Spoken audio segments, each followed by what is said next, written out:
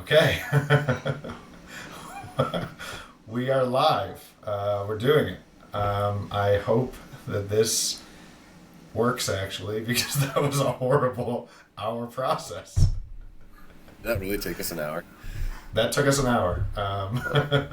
Well, Yeah. technology. Thank God we are a little better at paintball than we are at technology. Well, it was on your end, man. I was ready to go.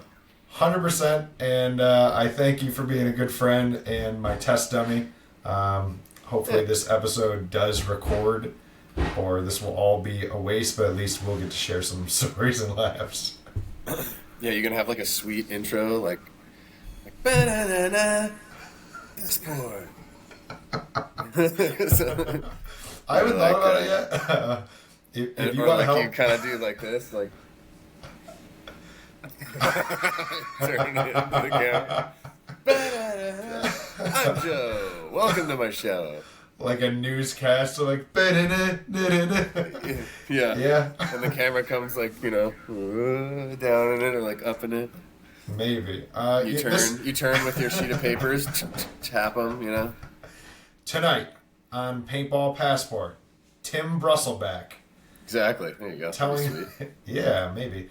I don't know. We're gonna brainstorm it. I think this is gonna be like the brainstorm, the outline episode.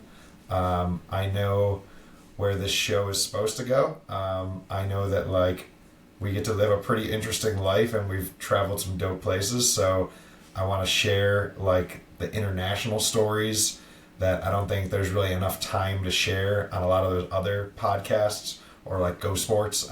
Those are all sweet. There's a need for all of them. Probably more important than this, and I just feel like we kind of also need this too. Yeah, I feel that. We could do all the other podcasts here in like 5 seconds. Okay, here we go. I play for Infamous. I started because of a birthday party.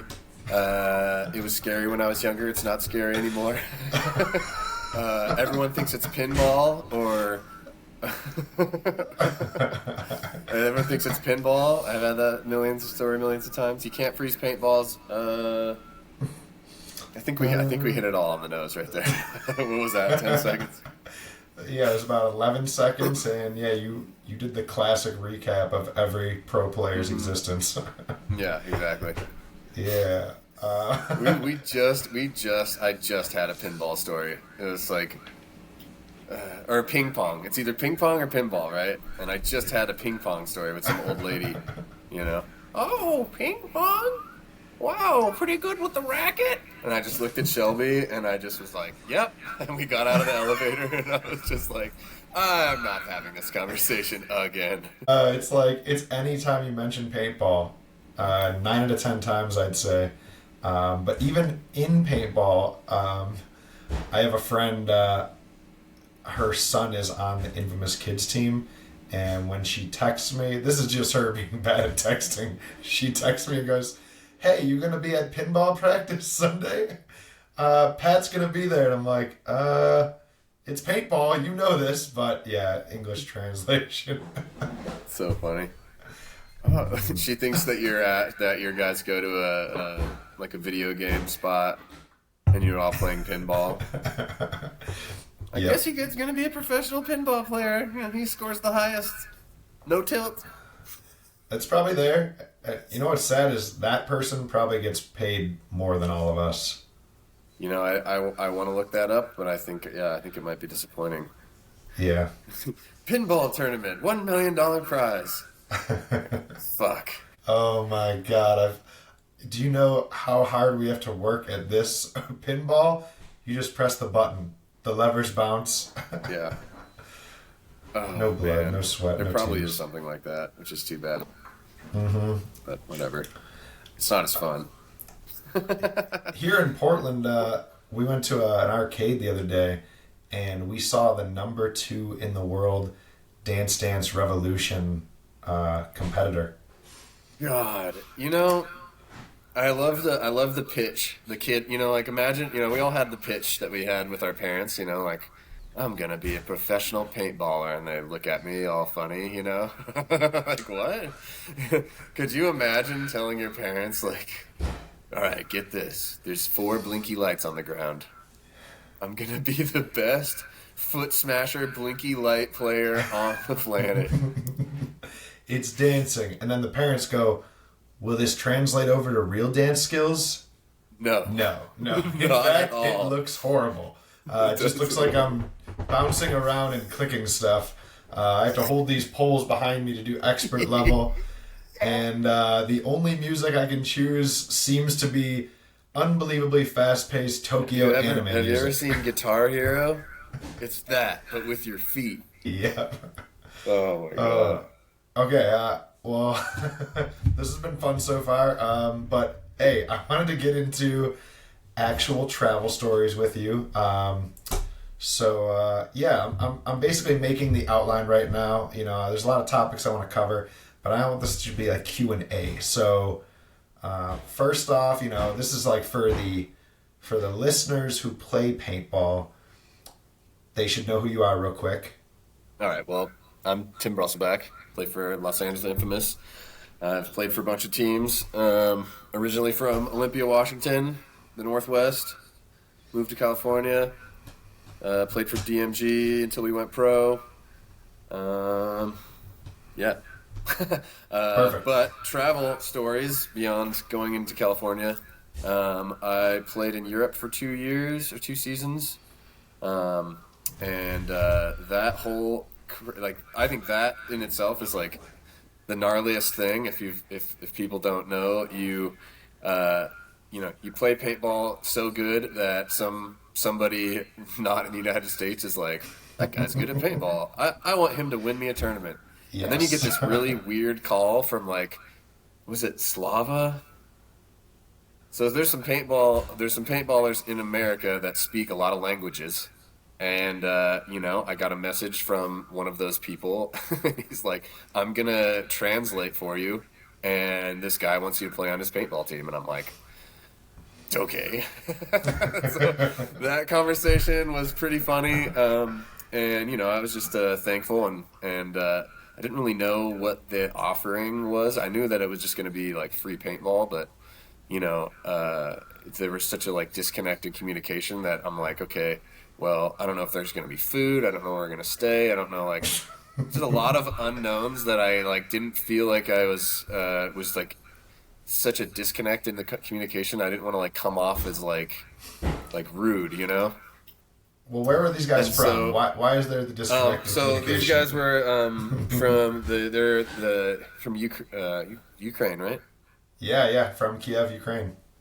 Yeah, called Kiev United is the team, and they, friends with Slava, and so I guess he just mentioned my name or whatever. And either way, never met these guys, So like I have like a Facebook, so I've spy on the guy. I look at his Facebook and try to like look at all the other people that might be his friends and stuff.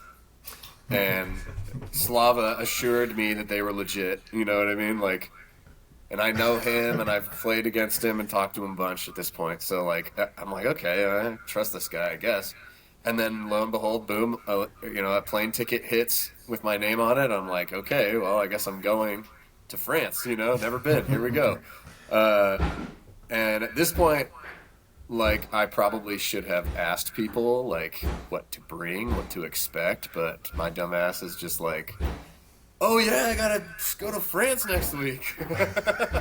So, I mean, I was really unprepared.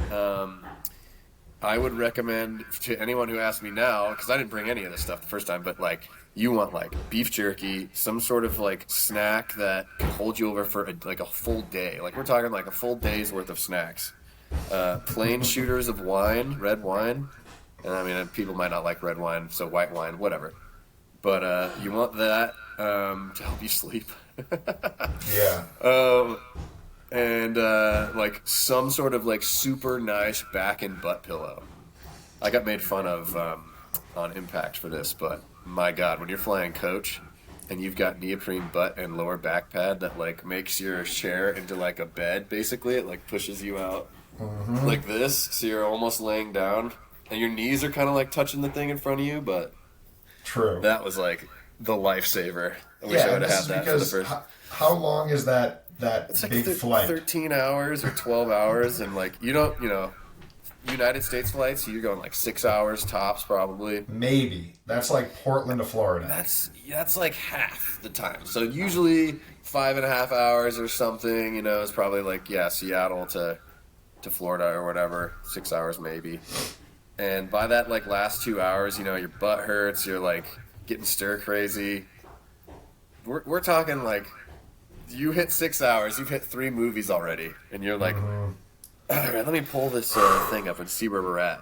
And then it's like, oh, you're right over the middle of the ocean. And then you're like, oh, new fear unlocked. Dead center over the 3,000 miles of ocean. There's no swimming home here. Like, if we, like, you know what I mean? Like, and then I'm thinking to myself, too, like, well, now that the sphere is unlocked flying over, right?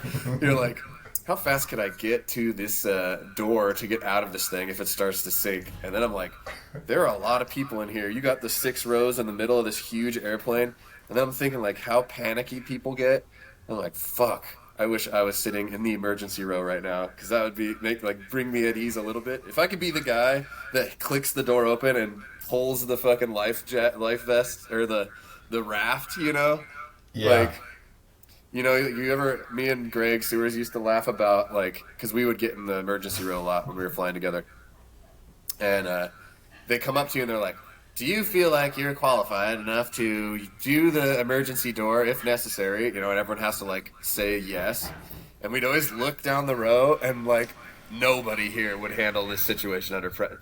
Like, this lady's 80 years old next to the door. 100%, yes. I'm going to have to throw her out of the way to get the door open. Yeah, this one lady, if by chance the plane is landed perfectly smooth like that movie with Tom Hanks, this old lady is going to be the reason everyone dies because she can't even open the door. It's so, like, it's hard not to think about that when you're looking at this map and, like, looking out the window, and it's like thousands of miles either direction, and there's water. It's like, there's no emergency landing right now. Yeah, my brain always. All right, don't think about that. Don't think about that. Turn another movie on. You're like, it's cool. I only need to get through 3 more movies. Yeah, anytime I ever fly overseas, especially like the Asia ones, because the other ocean seems to take quite a bit longer. My brain quickly goes through okay, if we do go down, this seatbelt's doing nothing. Like, we may as well just chat to each other for the 3 minutes before we hit and just vaporize. But even if it doesn't, half the people are not going to get out because the plane is either on fire or clogged by old ladies in the exiles. And then the ones who get out... You got to hope it lands, like, flat, right? You got to hope it lands flat and doesn't, like, go upside down or, like, in the water. Yeah. It's a perfect case. It lands kind of boop, boop, boop, boop, and then, we all get out of the emergency exits. Like if you look at the plan, if you look at the emergency, like, booklet, it's like, oh, yeah, everyone just, oh, perfect, we'll be fine. Now, let's say everything happens fine, and you get out and you're in, like, one of those flotation rafts. You are now, like we said, 100% dead center in the middle of the ocean. Yeah, exactly. No one's going to find you. Even if planes are scouring for days, no one's going to find you. And eventually, you will either meet one of, like, 4 ends. Sharks, that one's going to be violent and horrible. Starving to death. Dehydration. Drinking the salt water around you and dying that way. Or cooking to death in the middle of this, like, there's no shade. So really, like... You almost kind of hope the plane just evaporates when you hit the hit the water. I try not to think about. I try not to think about that as you got 6 more hours to think about it. That's funny. But that's the other thing too is the food is like there's not very much of the food that you get, and you only get fed I think like twice, and then maybe like a breakfast before you land or something. But it's like a muffin, a small little muffin, and like an orange juice. So you're like. Oh, great, yeah. I'm starving. This'll do. So that's the other reason, like, my first trip out there, I was starving the whole time. Like, oh, God. And then when you land, it's like, you're going to try and find some food or whatever. I don't speak any of the language. I don't have a car. I'm like, all right, well, hopefully there's something, outside of the security or whatever. Well, wait, fill us in, because once again, we can't keep assuming, like, I have a problem with this. I assume, like, everybody's done these things, and I'm like, oh yeah, they don't know what this part's like. So why is it that no one speaks the language? Don't people speak English everywhere? Yeah. I mean, you can find people that speak the language, I guess, but it's always like broken English, It's not, I don't know. Whenever you're dealing with someone who speaks broken English, you never feel like you fully are connecting with them. I mean, the Ukrainian dudes were especially like that, where I would find myself by the time I'd leave talking very slow, leaving connection words out, like, Yeah. I go airport now. Yeah. And do you find early, that you also early airport tomorrow, you even like you try to talk slow in their accent, like it's gonna help. Oh my! Well, that's just like you try not to do that, but you end up doing that. It know happens what I mean? On accident, Especially because that's how they talk to you, right? So, like, you think that you're being condescending, but really it's just like the only way they'll understand. Like so many times, all those dudes would be like, "Slow down, slow down." You're like, okay, let's go slow down to airport, and even though it's not in whatever the language you're speaking, in those words, you're like, yeah, I'll just put on the accent. But like, I guess it is the only thing that helps, because they might not speak English great, but they don't hear dog the way we hear dog. So you may as well say whatever the word is the way they're saying it off. Yeah, and so I mean, you're. Well, the funny thing about this, right? Usually, like when you travel for paintball, you're landing.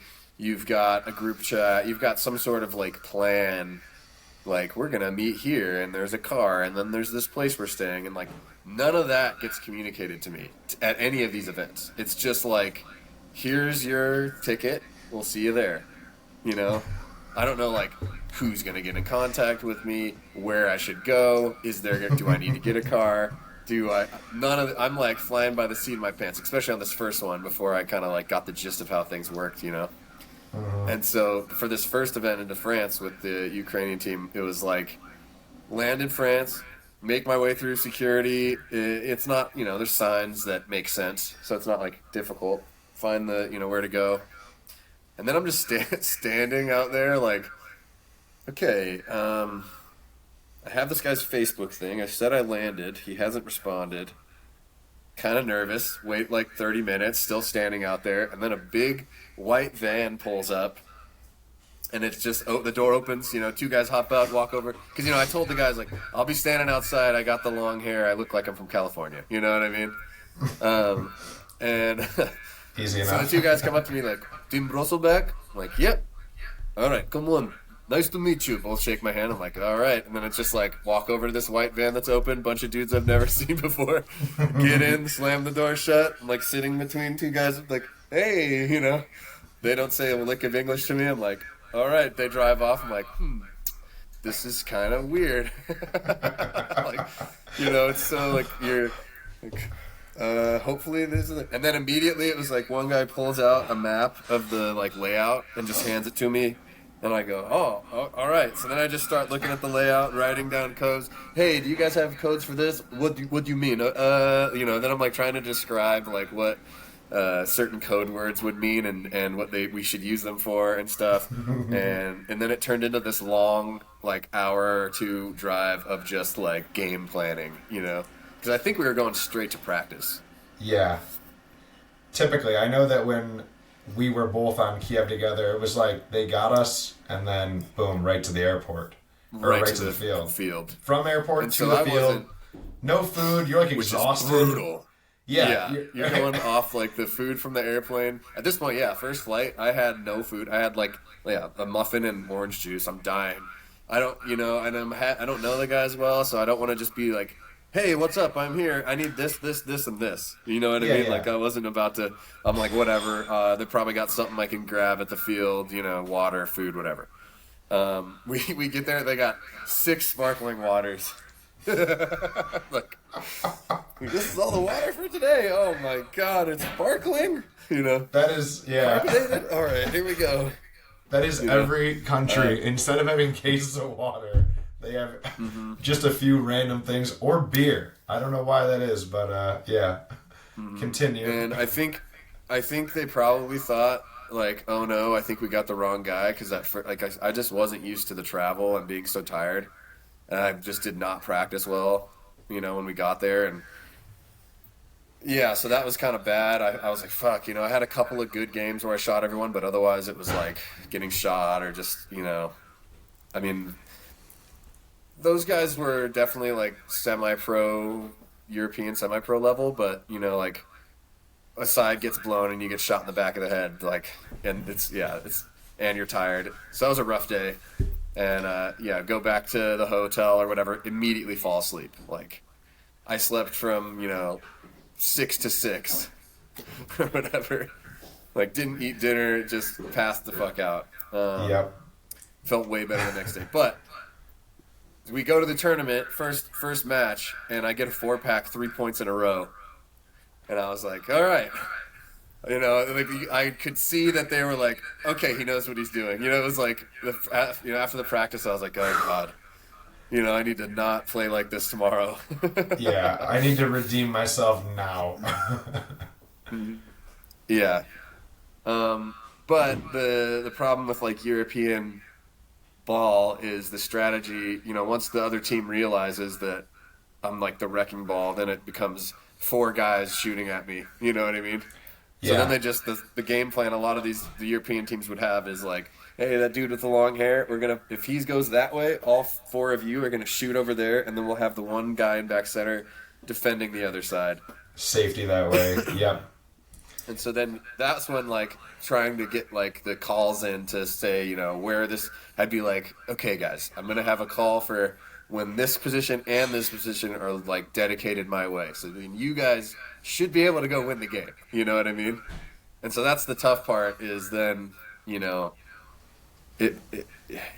you have to, like, have that second push, or sometimes it's just hard to, you know, especially against the better of those semi-pro teams over there. Like, they're not idiots. They're not going to let me run down the field and shoot everyone every point. Like, they're going to eventually start being, you know, keying up on you and stuff, especially towards Sunday.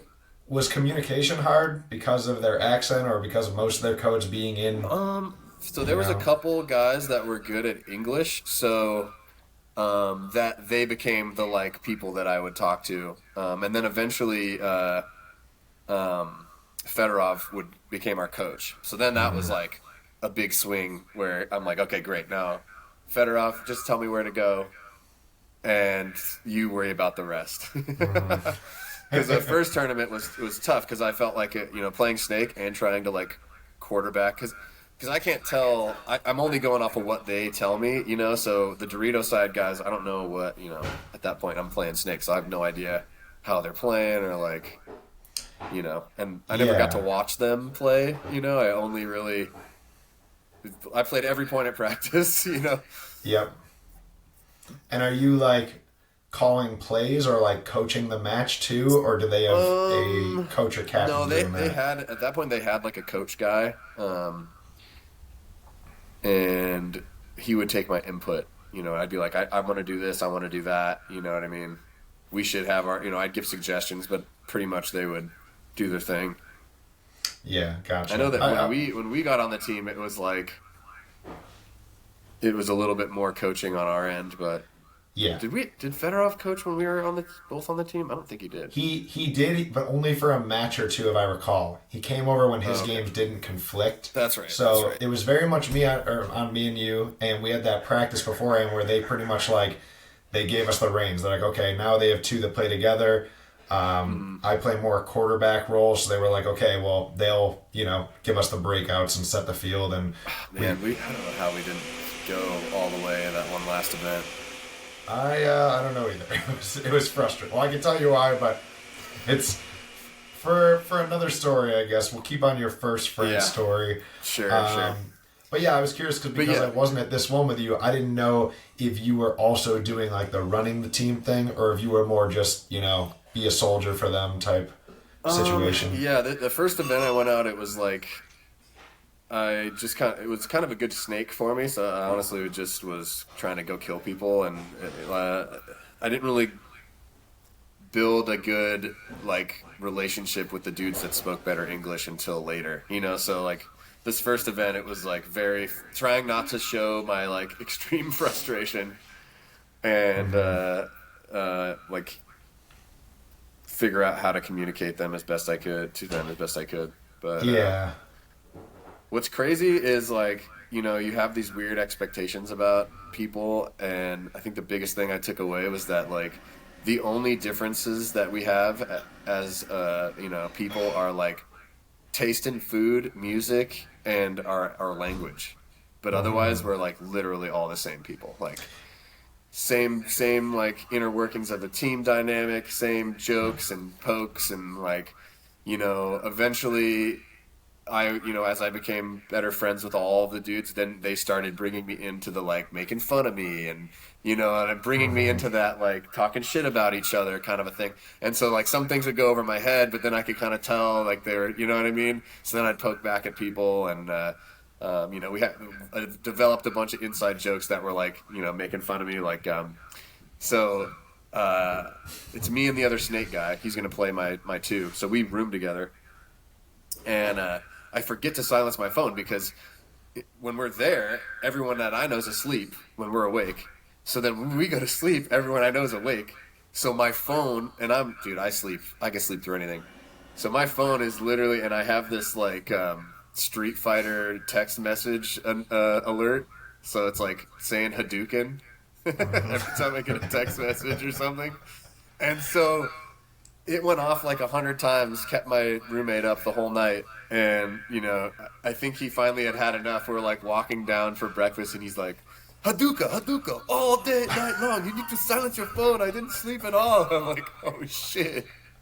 Sorry, man. And so then like the rest of the time with those guys, that was like how they poked fun at me, That is funny. Yeah, it's... another thing they poked fun at me for, and it's like one of those like language things, like communication things. Like we get the house, right? And no one like said, like normally you're like, all right, what's the plan? Practice, food, blah, blah, blah. And at this point I don't know if they're going to be like buying me food or if I need to like fend for myself. You don't like pick up on the conversations that they're all having, because normally you would probably hear a normal team be like, where you guys want to eat? I kind of want to eat here, but it's all in Ukrainian. So like, I don't know that they're talking about getting food. You know what I mean? Mm-hmm. Because sometimes you're just sitting there like, all right, but I don't know. Somebody translate, please. Yeah. Yeah, exactly. And you're not trying to be like this weird pushy guy, so you're not like, I'm not like constantly like trying to get in dudes' conversations and stuff. But yeah, so we go to the grocery store, and I'm like, okay, people are buying stuff. I don't know what it is, but like when I'm in a foreign grocery store, like even in my hometown, if I go to a different grocery store and I don't know where stuff is, I feel like I can't find anything, and I panic. Like, I really want this, but I can't find it. Fuck, And so I'm like, I see a frozen section. I grab like 4 frozen pizzas. I'm like, all right, well, I don't know what's happening for dinner, but I will for sure have food for the next 2 days, no matter what. You know what I mean? Because like, I'm self-sufficient. I don't want to like count on people and then be hungry and upset that I didn't like get my own shit. So I'm like, whatever. So I get like 4 frozen pizzas. And I remember one dude looked at me real funny, like, what is this? I'm like, what is pizza? And we get back, we unload, they make fun of me some more as I like cramp, because the freezer we had in this tiny little French house was like tiny. So I'm like cramming these pizzas into the freezer, and they're all laughing at me like, what's this guy? What are you going to make that later? And I'm like, dude, I'm going to be really hungry at like, I'm still like catching up on the time. Like, I'm going to be really hungry. I'll probably wake up at midnight and be starving, Mm-hmm. And they're all laughing. And then they proceeded to cook the most amazing meal ever. Like, barbecuing outside, making all sorts of like sides and like legit chef shit, where I'm like, and each guy had their own like thing going, And I was like, damn, like, here I am getting frozen pizza. These guys had probably been talking about this feast the whole time, right? I just have no idea. So then after that, they were like, no, you eat your pizza, I was like, oh, funny, They just troll you. Oh, that is funny. Did they feed you though at least? Yeah. I mean, it was dinner. Like, it was a whole spread. Like, there was like there was never, and I don't know if you remember or not, but I felt like either we went out to dinner, Yeah. or it was always like a feast at the like house we were staying at. 100%. And those guys did it well. What I remember about the Kiev guys is they were all like well-off adults. I think me and you were still like 28, 29, like adults. Yeah. But these dudes, I felt like they were all like 40 and like successful. Over 30. And, Over 30, like they were getting like, I mean, they definitely drank a lot more beer than any other paintball team I've ever been on, like at a national event. Especially when like I'm there to win, you know, like I'm like I'm going to bed early, I'm drinking this water, they're drinking beers and looking at me funny, and I'm like, nah, bro, I'm playing every point in the snake, like I ain't drinking beer. Yeah. And they were drinking. They would have like cheese and meat and beer and wine every night. Like it was always like some sort of sweet like spread.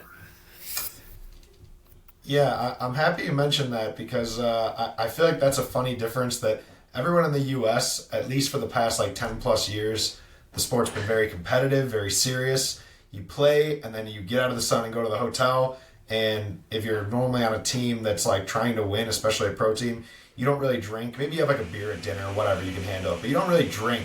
But in Europe, I remember those guys, the 5-star guys, and like seeing a lot of the other even pro teams, like your game would be done, you'd go to the beer garden and you'd have like a pitcher of dark beer.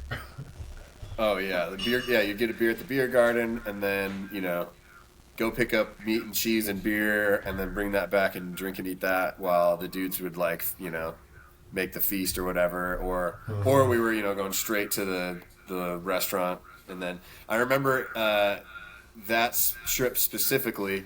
So the food we had, they had some vegetables, but it was mostly like meat, and it's like all beer and meat and cheese and stuff, So I'm like, bro, I need some vegetables. So I Googled how to ask for vegetables in French, because I'm looking at the menu and I'm like, and there's no pictures of vegetables on it. There's nothing I could be like, that's what I want, It's all just steak, pictures of steak and potatoes and stuff. And I'm like, fuck.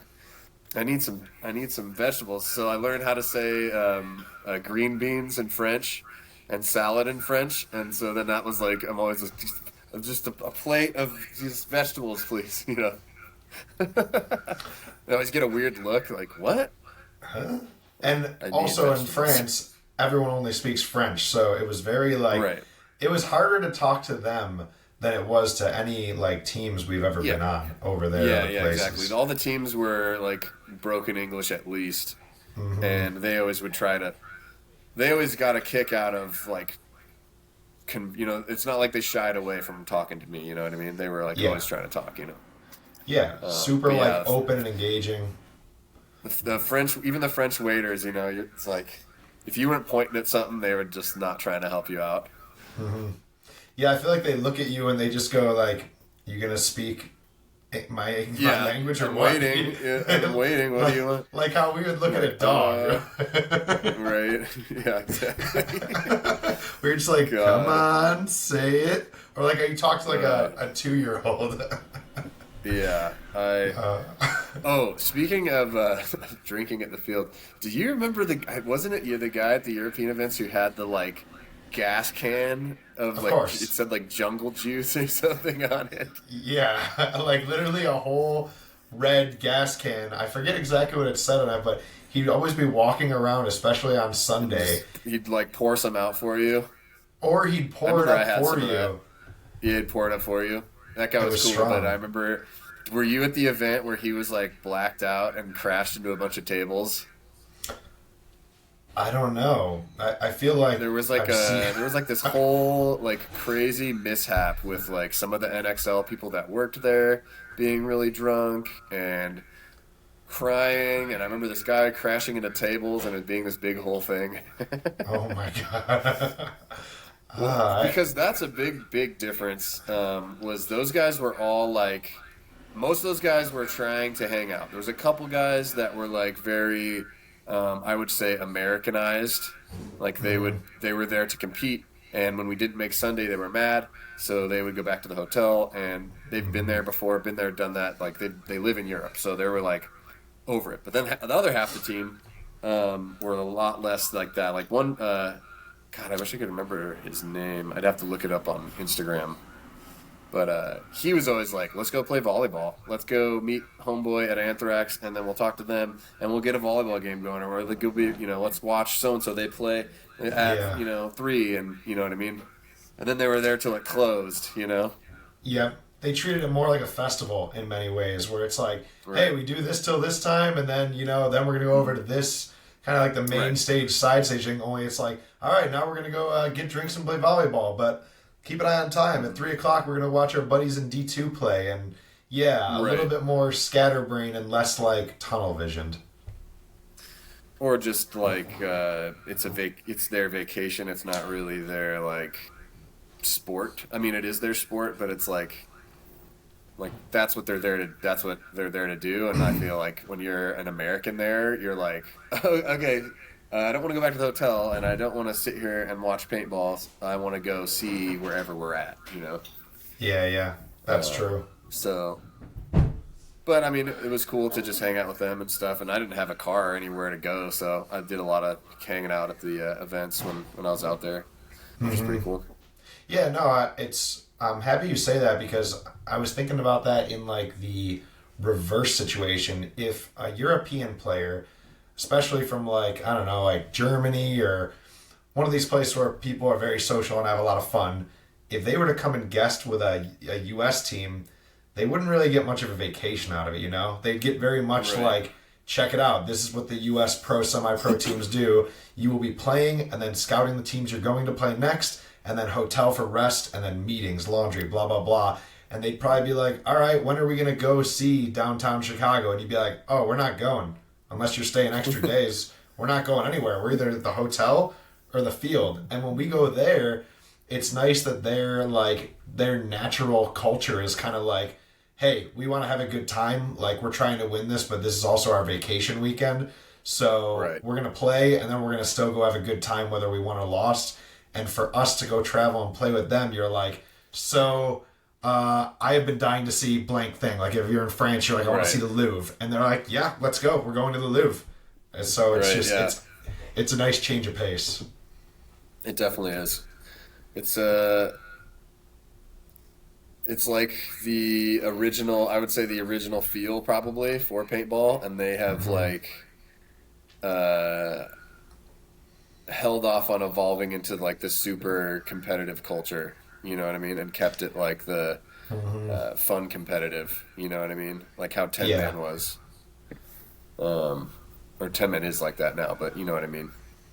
What's funny though, I think if you were ever, because of how different the two leagues are in like competition, you'd have to be pretty damn good to guest from Europe and come to the US, Yeah. So at that point, I think you're probably the player in the Europe that is taking it too serious, Maybe. So. There's that one guy, I forget his name now, it's going to kill me, but a player from Breakout Spa plays Snake Front for Hurricanes.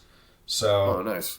Yeah, and aside from Russian Legion or Tauntauns at World Cup, that's the only Euro guy I could think of who actually made the cross, and he comes and plays over and guests this way, and he's a baller. From what I know about him, he's apparently one of the nicest guys ever. So I don't know if maybe he's just one of those guys who's got a kid's family and not trying to be a party animal, or doesn't really care about the Euro travels, or I don't know. This is all I don't want to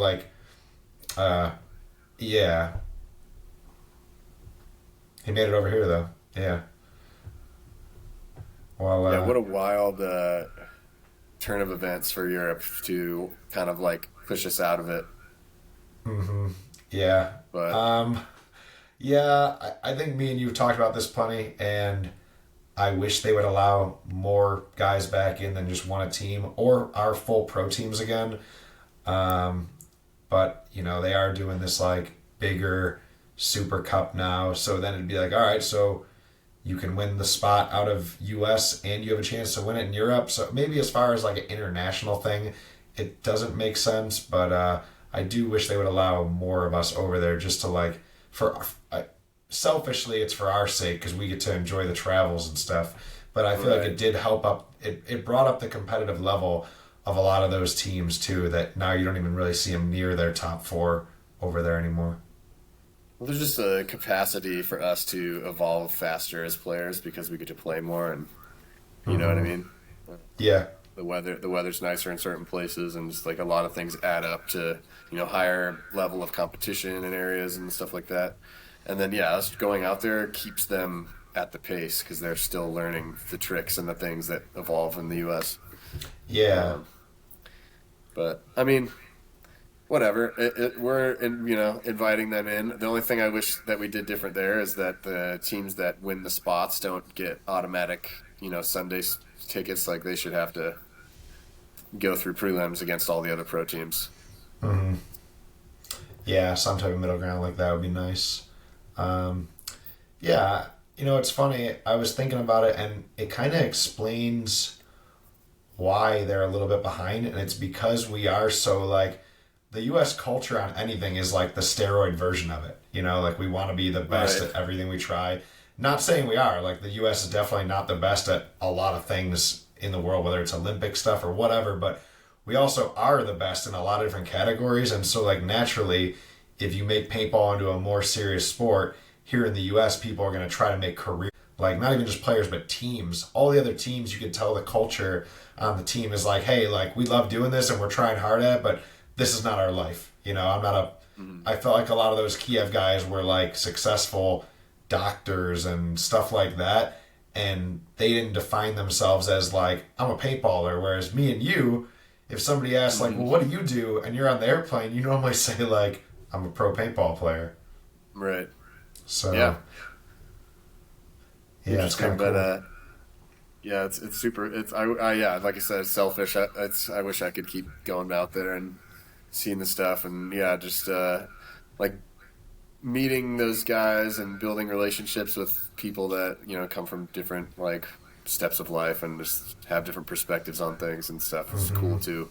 Even though the conversations were broken English, uh, have those conversations, and now I got homies across the globe, and it's kind of one of those things like paintball is like going to battle. It like binds you, like you have such a strong connection with someone because of it. So it's like I could literally fly out there and hit any of those guys up on Instagram, and I'm sure they would accommodate me or whatever. Yes, I'm very happy you brought that up because, like, I mean, that was kind of the reason that this became like the paintball passport was because in so many ways, paintball has been like a passport for our lives where it just brings you to places like, did you ever think you would go to France if not for paintball being the reason to bring you there? Probably not, to be honest. Like, everyone is like, "Oh, I'd love to travel to Europe, or I need to go to whatever," and um, but at that point, I was playing, traveling for paintball. So all of my Hmm. travel ideas were like, well, I'm going back to MAO. Yep. I'm going back to Chicago. All right. Yeah. Yeah. And like, so if you weren't a paintball player, simple math. I've asked some of my non paintball friends if they would ever go to France, Amsterdam, whatever, whatever. And a lot of times the first part of the response is like, well, the flight's $1,200 round trip. It's going to be 150, $200 a night for each night at a hotel unless we stay in a dump. So right there, we're looking at 2 grand for the week, and then we'd still like to do stuff like food and tours and whatever. So yeah, if me and the lady go, or me and the son, or whoever it is, if two people go, it's like all of a Dropping sudden a five. $5,000 Yeah. trip. Now, Five to six. How much did it cost you to see Paris or Chantilly? It's like nothing. Yeah, it's Like like a a heck. couple hundred bucks on like Ubers and those damn pizzas. That probably didn't even get eaten. No, I left them. We had amazing food the whole time. Cooked all that stuff, and yeah, I never ate them. Left them there. Whoops. Hmm. Oh wow, you were getting fed the Whoever best. whoever So, used that Airbnb next was like free pizza. must have been an American in here. Yeah, yeah. All crammed Uh, in there, all like boxes bent and shit. yeah.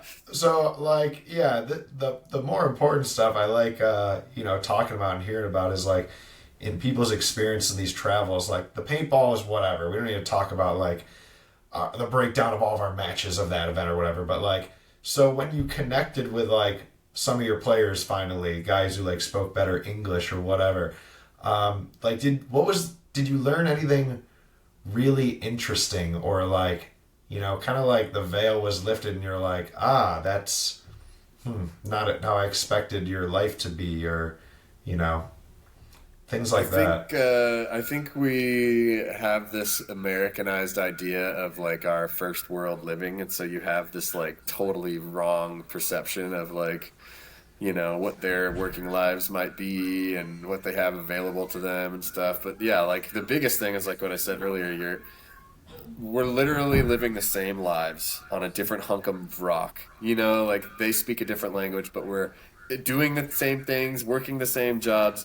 When you drive on a freeway, like, yeah, certain areas are definitely different looking than America, but like also very much the same. Like when you're going through the countryside or driving through a city, and you're like, wait, am I in Europe? Oh yeah, I'm in Europe. Like certain things are different, like parking lots and stuff and signage and things that are painted on the ground. And,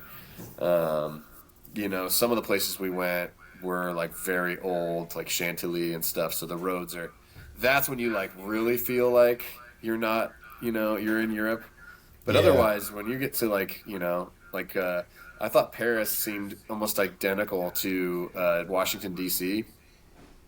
Yes. Just like it built like really, yeah, you can argue they have older architecture and buildings and stuff, but like very similar, congested, tall, all sorts of landmarks to go see that all have like, very old architecture and,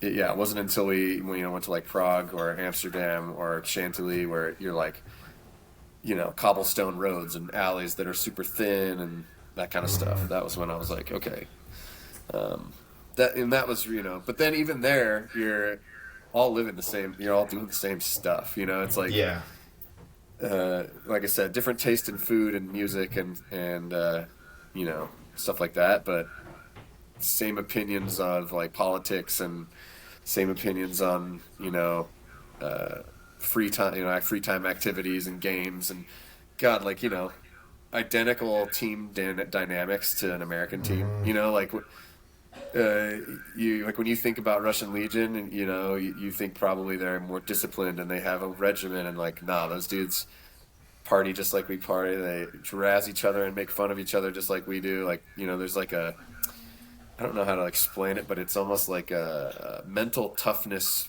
check. Like when you get on a new team, they are gonna like push you to a limit or like kind of see how tough you are, mentally, making fun of you here and there, poking at you here and there or whatever. And every team has like a dynamic like that, and they're all a little different, but all like very much the same, like, dynamic, or it's the same like meaning for it all. Yeah, I totally agree. I feel like probably a lot of us, especially growing up, had a certain perception of, let's say, Russian Legion or a lot of the Ukraine players or Poland players, something like that, where they just look tough for some reason. Like it's just another human, but you're just like, oh, that's probably a very serious, tough, cold person, because they like there's not as much smiling or expressiveness as like most of us put off, especially like you meet someone, you immediately give eye contact and smile.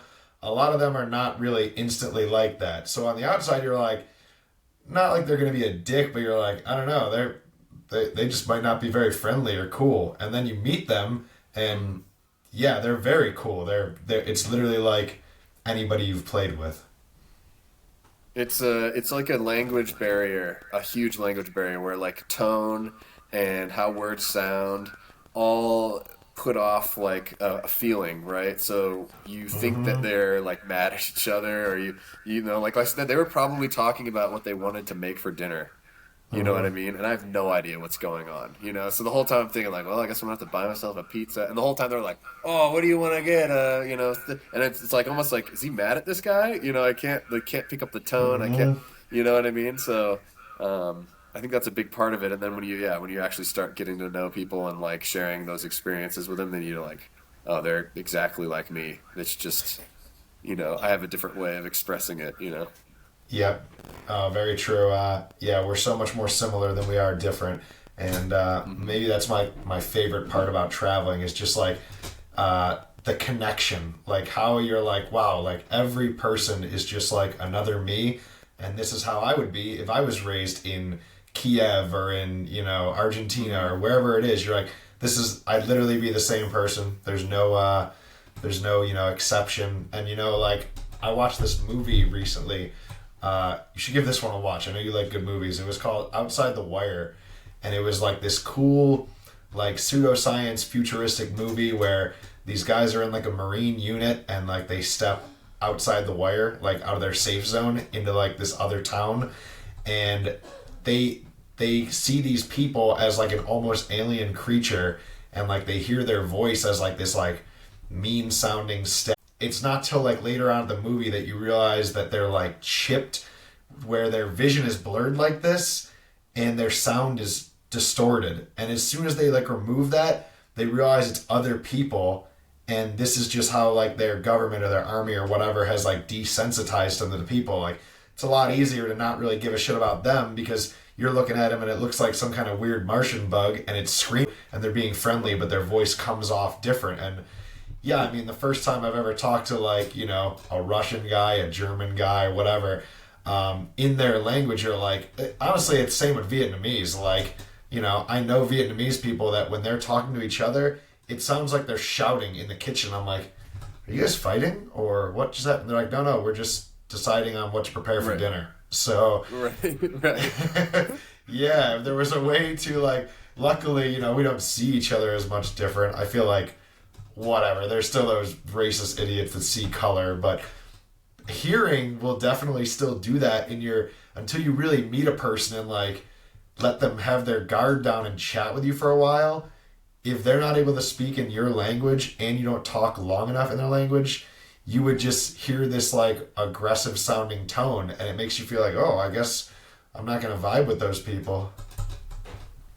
Yeah, so here's a good story that kind of pertains to that. So one of the guys on Kiev was they were like, I must be like talking shit to each other, razzing each other, and he's got his like phone out sideways, and I'm like, I tap him like, what are they laughing at you for? And he's like, oh, they think PUBG stupid, and I'm like, PUBG? He's like, yes, PUBG. They think stupid. I'm like, what? I play PUBG. And he's like, let's play. And he gets his phone out, and me and him are playing PUBG on our phones for the rest of the night. And it's just like, I'm watching from afar, like, what are they like yelling at this guy about? And you think they're like mad at him, but they're just like calling him like a loser, or like razzing him for being nerdy or whatever, Yeah. And then when they all see that I'm like playing with them, then they all start razzing me, and it's like, oh, okay. I don't know what you're saying, but I'm gonna play this with this guy. And they'll start laughing and stuff, and you kind of get the like context when, Mm-hmm. So funny. That is funny. Well, was there anything that was like, I guess, we're almost speaking about two different topics right now, but anything that was like surprising you do, like it was much different about like, let's say like Ukraine guys first, hanging out with them and their culture? Guess their eating habits were like pretty good aside from like the beer, a lot like more beer than we have, I guess. Mm-hmm. But yeah, it seemed like just their eating habits were like, I mean, maybe it's just all of Europe, not just those guys, but it just seems like serving sizes are a lot smaller, things are a little more rounded. Soda was used as like a dessert, and it came in like small bottles, so it was like no one was like drinking soda ever except like at the very end of dinner. And it was only a couple guys. They'd get like a Coke, and it'd be a small one. Yeah. So that was pretty different. They seem to like. Maybe I'm just nitpicky because I don't know, but like style wise, I don't know what it is about those dudes, but like I almost had to like crack down on some of their style. Like you guys look too goofy, like this is, I don't know how to like describe that. Maybe it's like a California like snobby thing, but I just like can't handle some bad style on my team. Like, oh my God, lose the I headband, dog. It doesn't look good. You know what I mean? I know what you mean. I know what you mean. There's a lot of players in other countries, and maybe we could even have a long debate about this with somebody from another country that I have on here, and also has travel stories. But yeah, a lot of them dress like D4 D5ers with just like the Just like, dude, multicolored headbands on top of their head, or got the the caddies and bandana, or the headband that's like this, the forehead and showing. they got the gaper gap. You know, Yeah, I'm like, dude, you got to get rid of the gaper gap, man. I know. And they might actually be pretty good at paintball too, but when you're watching them, you're like, dude, come on, man. Like, this is when you see videos of yourself, you're just like, yep, that looks cool. Yeah, exactly, exactly. Like, oh yeah, this super loud, busy color combination of all just like I don't know. Some people might remember what our jerseys looked like, but my God, Oh, yeah. those jerseys, those jerseys were so bad. There's a lot going Those on there. are, I remember I'm walking. I get the jersey, and I'm like, it was almost one of those moments where I'm like, I wonder if they'll be mad if I don't wear this. Like, no, I gotta be a part of the team. All right, so I throw her on there, walking down the the thing. See Keith Brown, he just starts laughing. I'm like, shit. See, like, just see some other like American homies. They're like, that's your jersey. Yeah. Unfortunately. I did get a little bit of karma because I think Keith ended up playing for him the next year, and so He he had to did. wear the same jersey. I'm like, eh. I remember that. Yeah, the Yeah, year after we played with Kiev, Keith and Montresor came on. So, yeah. They got the pro spot, and yeah, got two other pros. yeah. Funny karmatic law, though, because those guys don't look like looking turdy, and they look very turdy. Yeah, I just love. He started laughing as I was walking into the event. I'm like, I like pretty loud jersey, huh? And a lot of those the European style is like take something cool and overdo it to the max. Like, Yes. yeah, flames are kind of cool when they're like accenting the arm on the one side. They're like flames everywhere. Flames on the jersey, all over the jersey. Flames on the pants, all over the jersey. I got flame socks. I got the Yes. flame Nike custom flame shoes. I got the flame headband, the flame goggles, the flame hopper. Flame. You're like, bro, calm down. The flame wrapped hopper. There's flames on our logo in front of the In flames. There's front layers of of the flames. flames. There's layer of, Yeah. yeah, like we were the, blue bandana guys, but like all over. Yeah. It was very busy. Very busy. I remember Yeah. that. Oh, that is And like funny. bright blue, which is my least favorite color to wear. So, Yeah, sky blue. I don't know what I did with that jersey. It was I guess it was just a sellable jersey. did you sell it? No way. I'm keeping that baby forever, man. That thing is so cool. Now it's like cool because of how like not cool it is, like Yeah, I was gonna say so we like just hell talked yeah. about You can tell it's from your like if I pulled that baby out, I mean, it's everyone's gonna chuckle at it. yeah. You would keep it on the wall, you wouldn't wear it again, not at practice or something. I mean, maybe I would. Be kind of funny. I think Callie would be mad. Yeah, What are you doing? probably. Take that off. None of our sponsors are on that.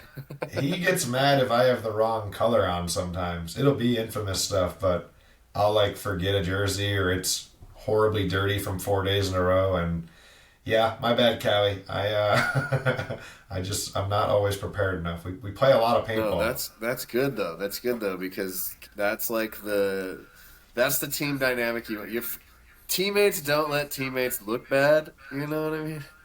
And Callie is like, he's got that artistic eye. He's like, don't do that. All right, That's true. I'll trust the guy designing the stuff that this doesn't look good. Yeah. Well, he's like got that marketing eye too, where he's looking at it like, do these photographers over here see like a very professional looking team here? So I get that too, and he definitely does a good job at keeping us all looking fresh. He might make an infamous version of my skull cap. He had me Oh, take some pictures of it, and I'm like, yeah, we need to do away with all the head capes. that would be sweet. You're right. You converted me about, yeah, I guess it'd be this year. I'm no longer a head cape guy.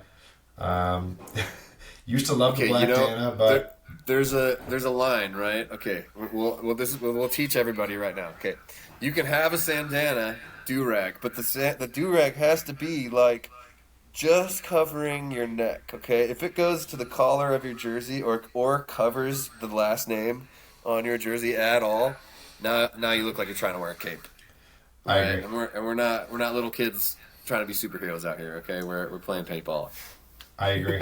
Yeah, you shouldn't really. You don't want it too high, like those ones that are like way up high, because then you see all your neck color, and now you look kind of lame. It doesn't even look like a head sandana, you know. But if it covers your, I mean, I hate to call him out, but Snake Dude on Russian Legion, Tiger King, he's got the Oh single yeah, like yeah. pony cape like halfway down his back, and Flame you're like, flame cape. "Ah, man, this just doesn't look cool, dude. This You does should, not you look should you cool." should put his arms out like this, and then get his cape to flap out in the wind. While running to the snake. Yeah, Yeah. Oh, that'd be that's a funny. flame head. That's a flame headband too. See, that's one of those things. If I was on Russian Legion, I would steal that and throw it away, and then give him something cool. Agreed. Agreed. Yeah. He'd be like, "Where's my headband?" I'm like, "That's you. No more of that, dude. You look ridiculous." Here's a black beanie and here's a Russian Legion headband. Now you look. There's something very important about like when you come into the pit and you look at me, I have to take you serious. If you look like an idiot, I'd be like, I can't listen to this guy. That's true. That's true. There's a couple guy in our own league that they're damn good players, but if they came in, took the mask off, and they were looking in the UI about like running a certain play, I'd be like, cover your forehead, dude, or They'd be like, whatever it is. okay, I know what I'm doing. Yeah. Everyone listen to me. He's got the mask right here. Everyone listen to me, okay? I'm looking at your forehead, man. Cover your I just forehead. picture it's like they have those hats with the spinning propeller on it. They come in Yeah. fist. They're like, "All right, guys, I got the plan." You're like, They got the "God dunce damn cap it, on. dude." Like, all right, take the dunce cap off. All right, I can't take you serious with it on. That's like when I forget to shave and I got like the weird scruffies, and I'm driving with my wife and I'm like, oh, fuck, I forgot to shave. She's like, why do you care so much? I can't look in the mirror and take myself serious with this thing on my face. Yeah, How do I expect other people to take me serious when I look this goofy? true. Anyways, I want to talk more about what did you do outside the field at that first event? Like, give me a rundown of the vacation part. Um.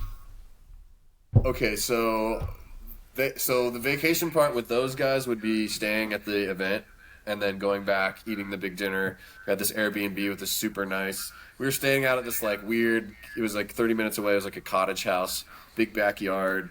You know, a lot of trees and stuff. It was really nice.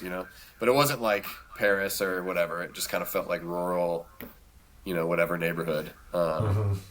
But then, so what ended up being the trend for that year would be those guys would, and they weren't really there to sightsee.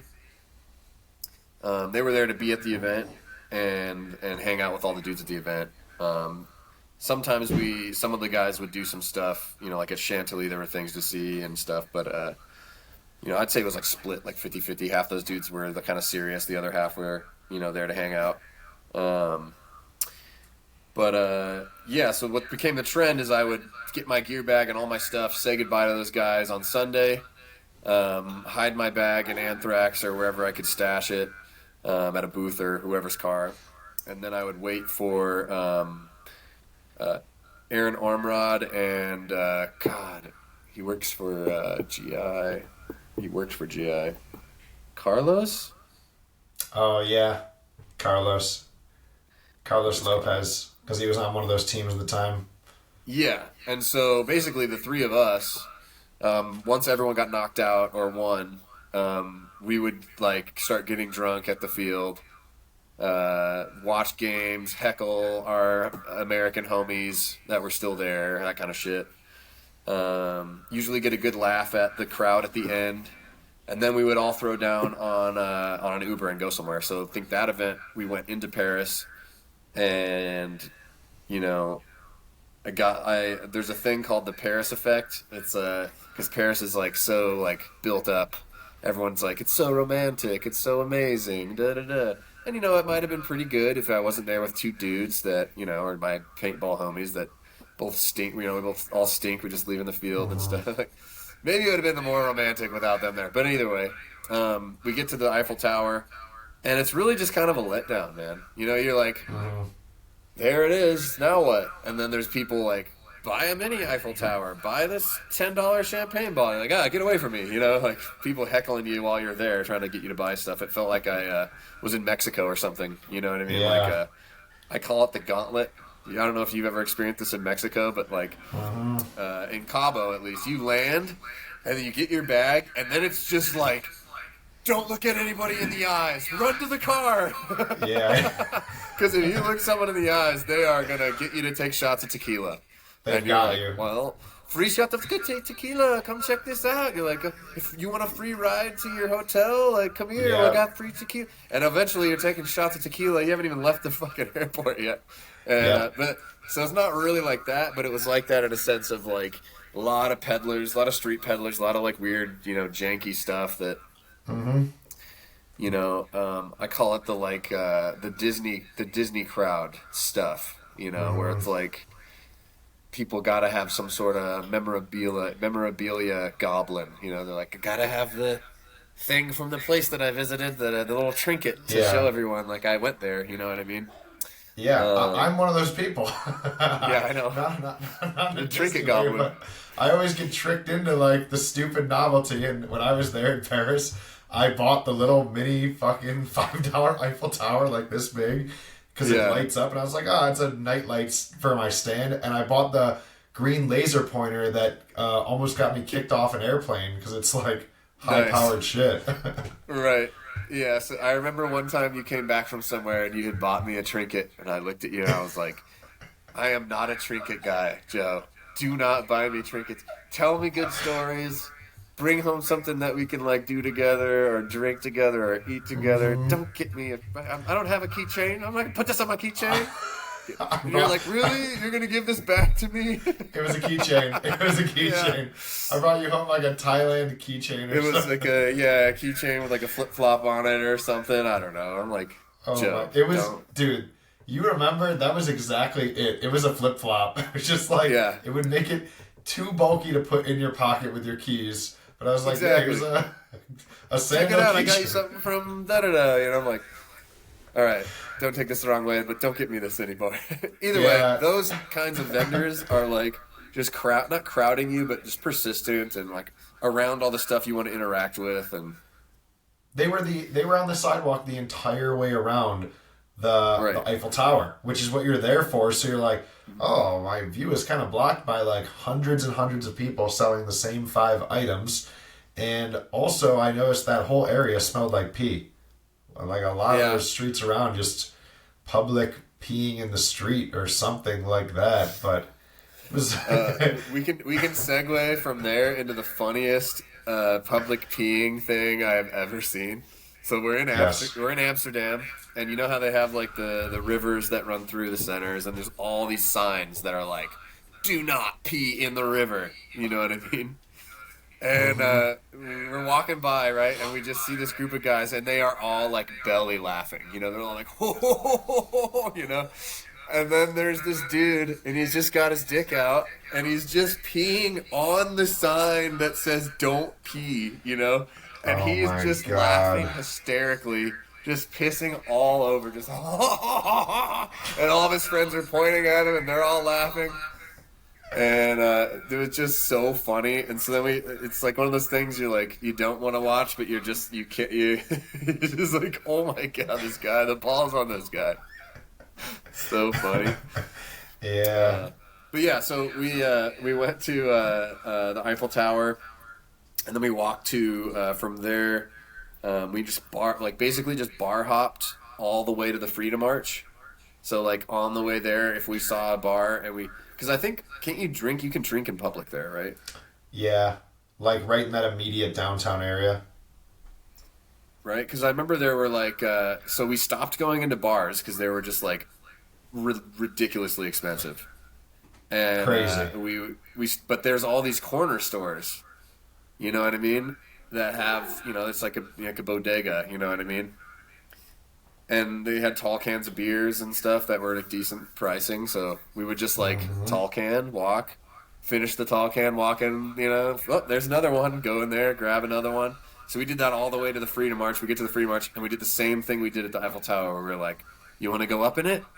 And then we kind of razzed each other, like, "Oh, you want to kiss or hold my hand up there or something?" You're like, "No." Oh, okay. Well, now what? Yeah. So like, I guess we'll walk back. Yeah. So it just kind of felt like almost Vegas-y a little bit, where you're like, you don't really have a plan, and you're just kind of like hoping that something catches your attention. But the difference is, it's like, not like Vegas, it's like Washington D.C., where it's like, if you're not gonna like spend the money to go into a thing, it's not really like nomad friendly, I guess, if you could say that, because a lot of places like are very nomad friendly, where you're kind of like, we got no plan, let's just like be moths and get drawn to whatever flame we think is the coolest flame, and it just felt like the two flames in Paris. You get there and you're like, well, it was like cool looking over there, but now that I'm here, it's like, I guess it's pretty cool. I mean, I don't know. It's kind of like this. It's kind of like the Arch in St. Louis. You ever been in that?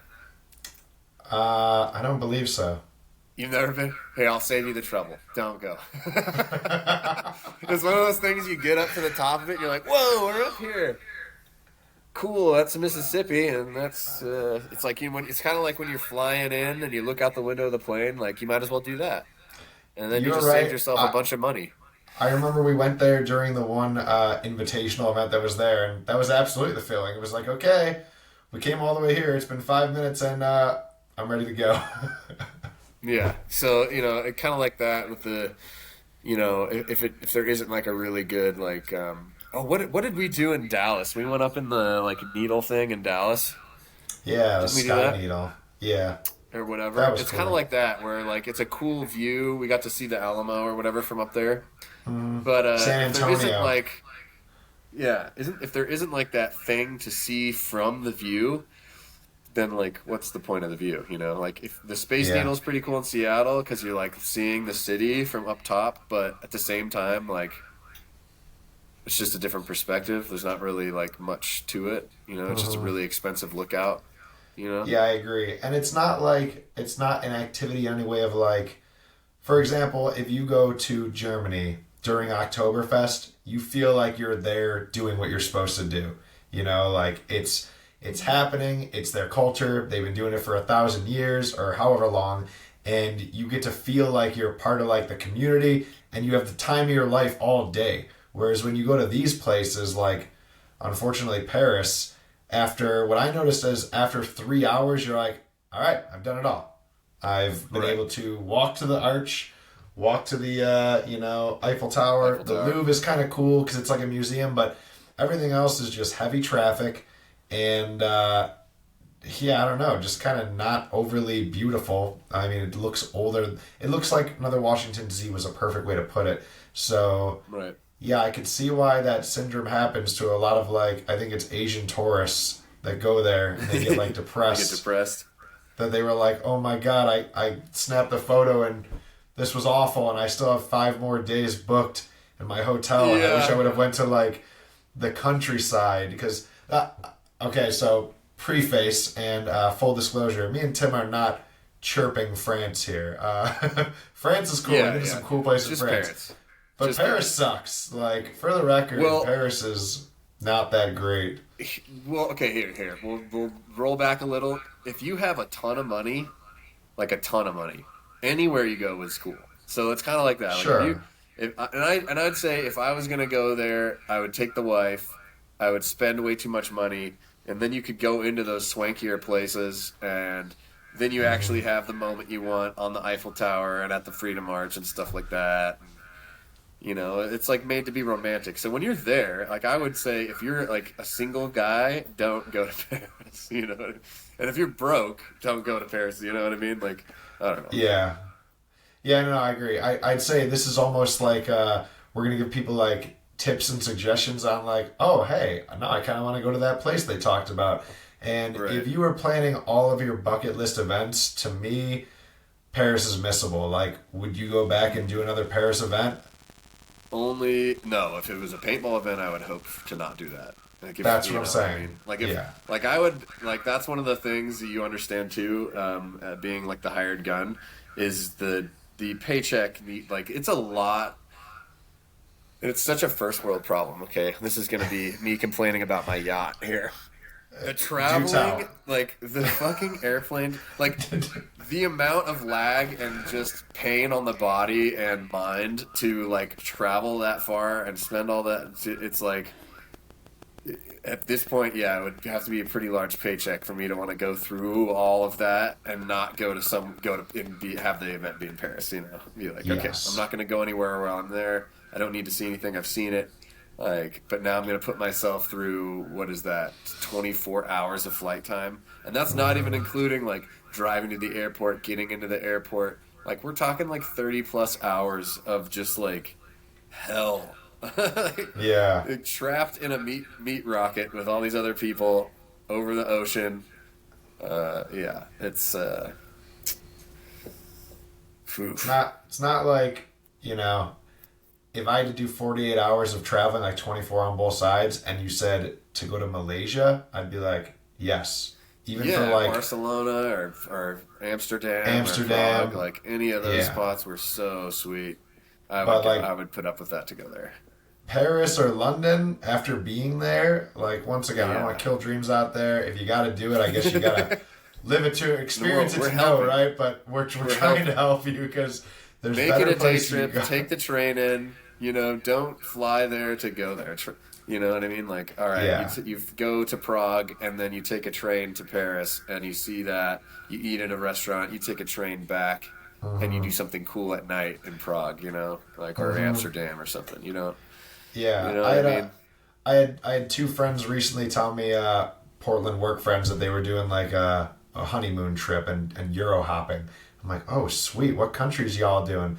And they were like, well, we have like 3 weeks. We're gonna do the first 10 days in Paris, and then they named like Berlin, blah blah blah. And I was like, whoa whoa whoa whoa, 10 days in Paris.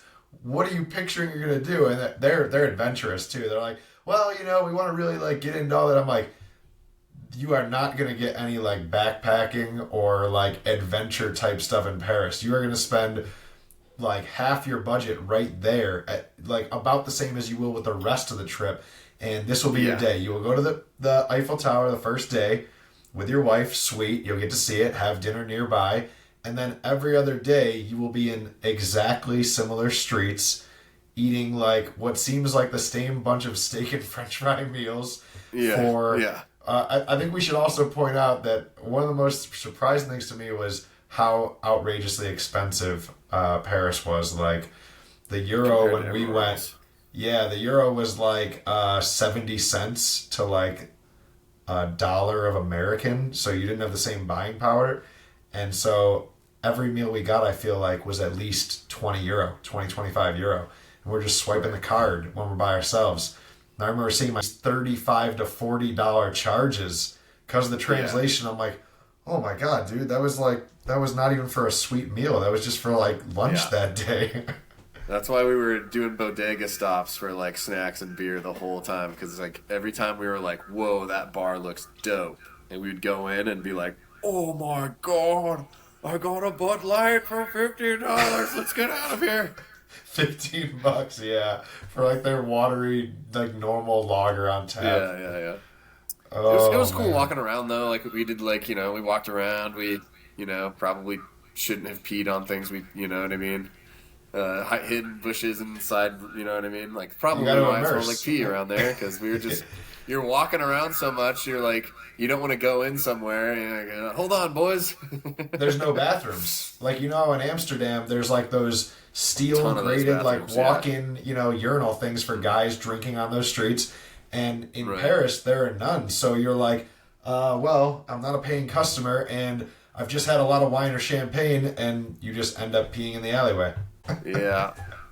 And then you get your Uber finally back to the hotel, and then you can't even walk through the hallway to get into the rooms side to side next to someone. You have to like chest to chest. Like it was the smallest hotel room I've ever stayed in my life, and it had like a loft thing that looked over. So it was a 3-bed hotel room, and it was like you couldn't fit. All of our bags had to like stack up on each other, and then you had to squeeze by them to get. It was a fire hazard for sure. Yeah. Like you couldn't even fit between the two. Like the two beds were basically touching each other.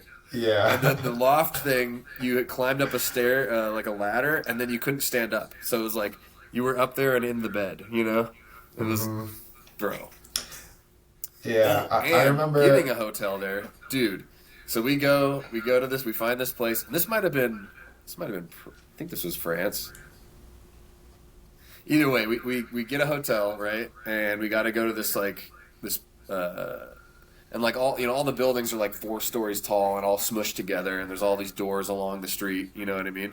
And so we find the door, and it's this long hallway. It's really like weird looking. There's doors on the left and right. There's like a stair at the far end at the back, and we're like walking in, and it's like, well, here's the address. Like, where are we supposed to? And then there's a door that just has like a piece of paper with the name of the like hotel on it, and we're like, oh, this, open it up, and it's just like a room full of keys and a desk, and the guy's like, oh, here to, get your room or whatever, and we're like, yeah, this is the reservation, da-da-da. He's like, okay, here's the keys, here's the instructions to find it, and we're like, to find it? Isn't it like here? Like, isn't this the thing? And it's like, now we're like looking at instructions that aren't like very good, it's like broken English, you know what I mean? So it's like, it looks like we go up the street, and okay, it's a 10-minute walk from here. Like, oh fuck, we got all of our bags and shit, So then we like walk to 10 minutes, then following the map, and then we get to this thing, and it's like this big black like barn door thing, and we're like, is this it? Like where? It says use the blue key to get in, and then use the red key, and we got like sets of keys. We're like, And then all of a sudden the door, like, there's like a door built into the barn doors opens, and then someone comes out, and we like look down it, and it's like an alleyway. And we're like, fuck, we just walk in it. We're like, all right, whatever. Like, walk in it, look down. Finally, we find this thing in the back. It's like a door that looks like it's going into a hotel maybe. We try both the keys. That doesn't really work. We go down to the next door. It works. We're like, hallelujah. We find, go up this single person elevator. So it's like, I guess we'll take the stairs. Go all the way up the stairs, and it was pretty dope, dude. It was like at the top, like of the building. So it was like looking down. It was pretty sweet. And this one was like way better than the first one that we got. I think this might have been my second time in Paris. Or maybe it was Prague. This might have been in Prague. But either way, it's like, it was just an adventure trying to fucking find this place. And then it was like, okay, we're going to go get drunk now? How the hell are we finding this again? You know what I mean? Oh my god. Because the instructions are just like, use the blue key. You're like, where? You're looking at this big black barn door thing that's like built into this weird, architecture. And then there's a door like built in to the door, and you don't know if you're like, do I just open this? Like, what do we do here? This must have been like in the old alley I streets think in this was Prague Prague. or something. I think this was at yeah. Prague. Yeah, this was like downtown. Because you had a house the first time with Kiev, and then when I came with you, second time in France, we had like also a closet-sized hotel where we couldn't have another person even step into our room. Well, no. So this was the so. That year, every event, I would wait until the end, and then me, Aaron Armrod, and Carlos would then go out. Get your own place. So this was always like finding a hotel with those 3 guys before I would leave the next day. Yes. Okay, so maybe this will be a good section with those guys, kind of more in like the all right, let's go free roam and see what we can do. What is the stupidest thing you've ever done while on these international travels? Stupidest thing.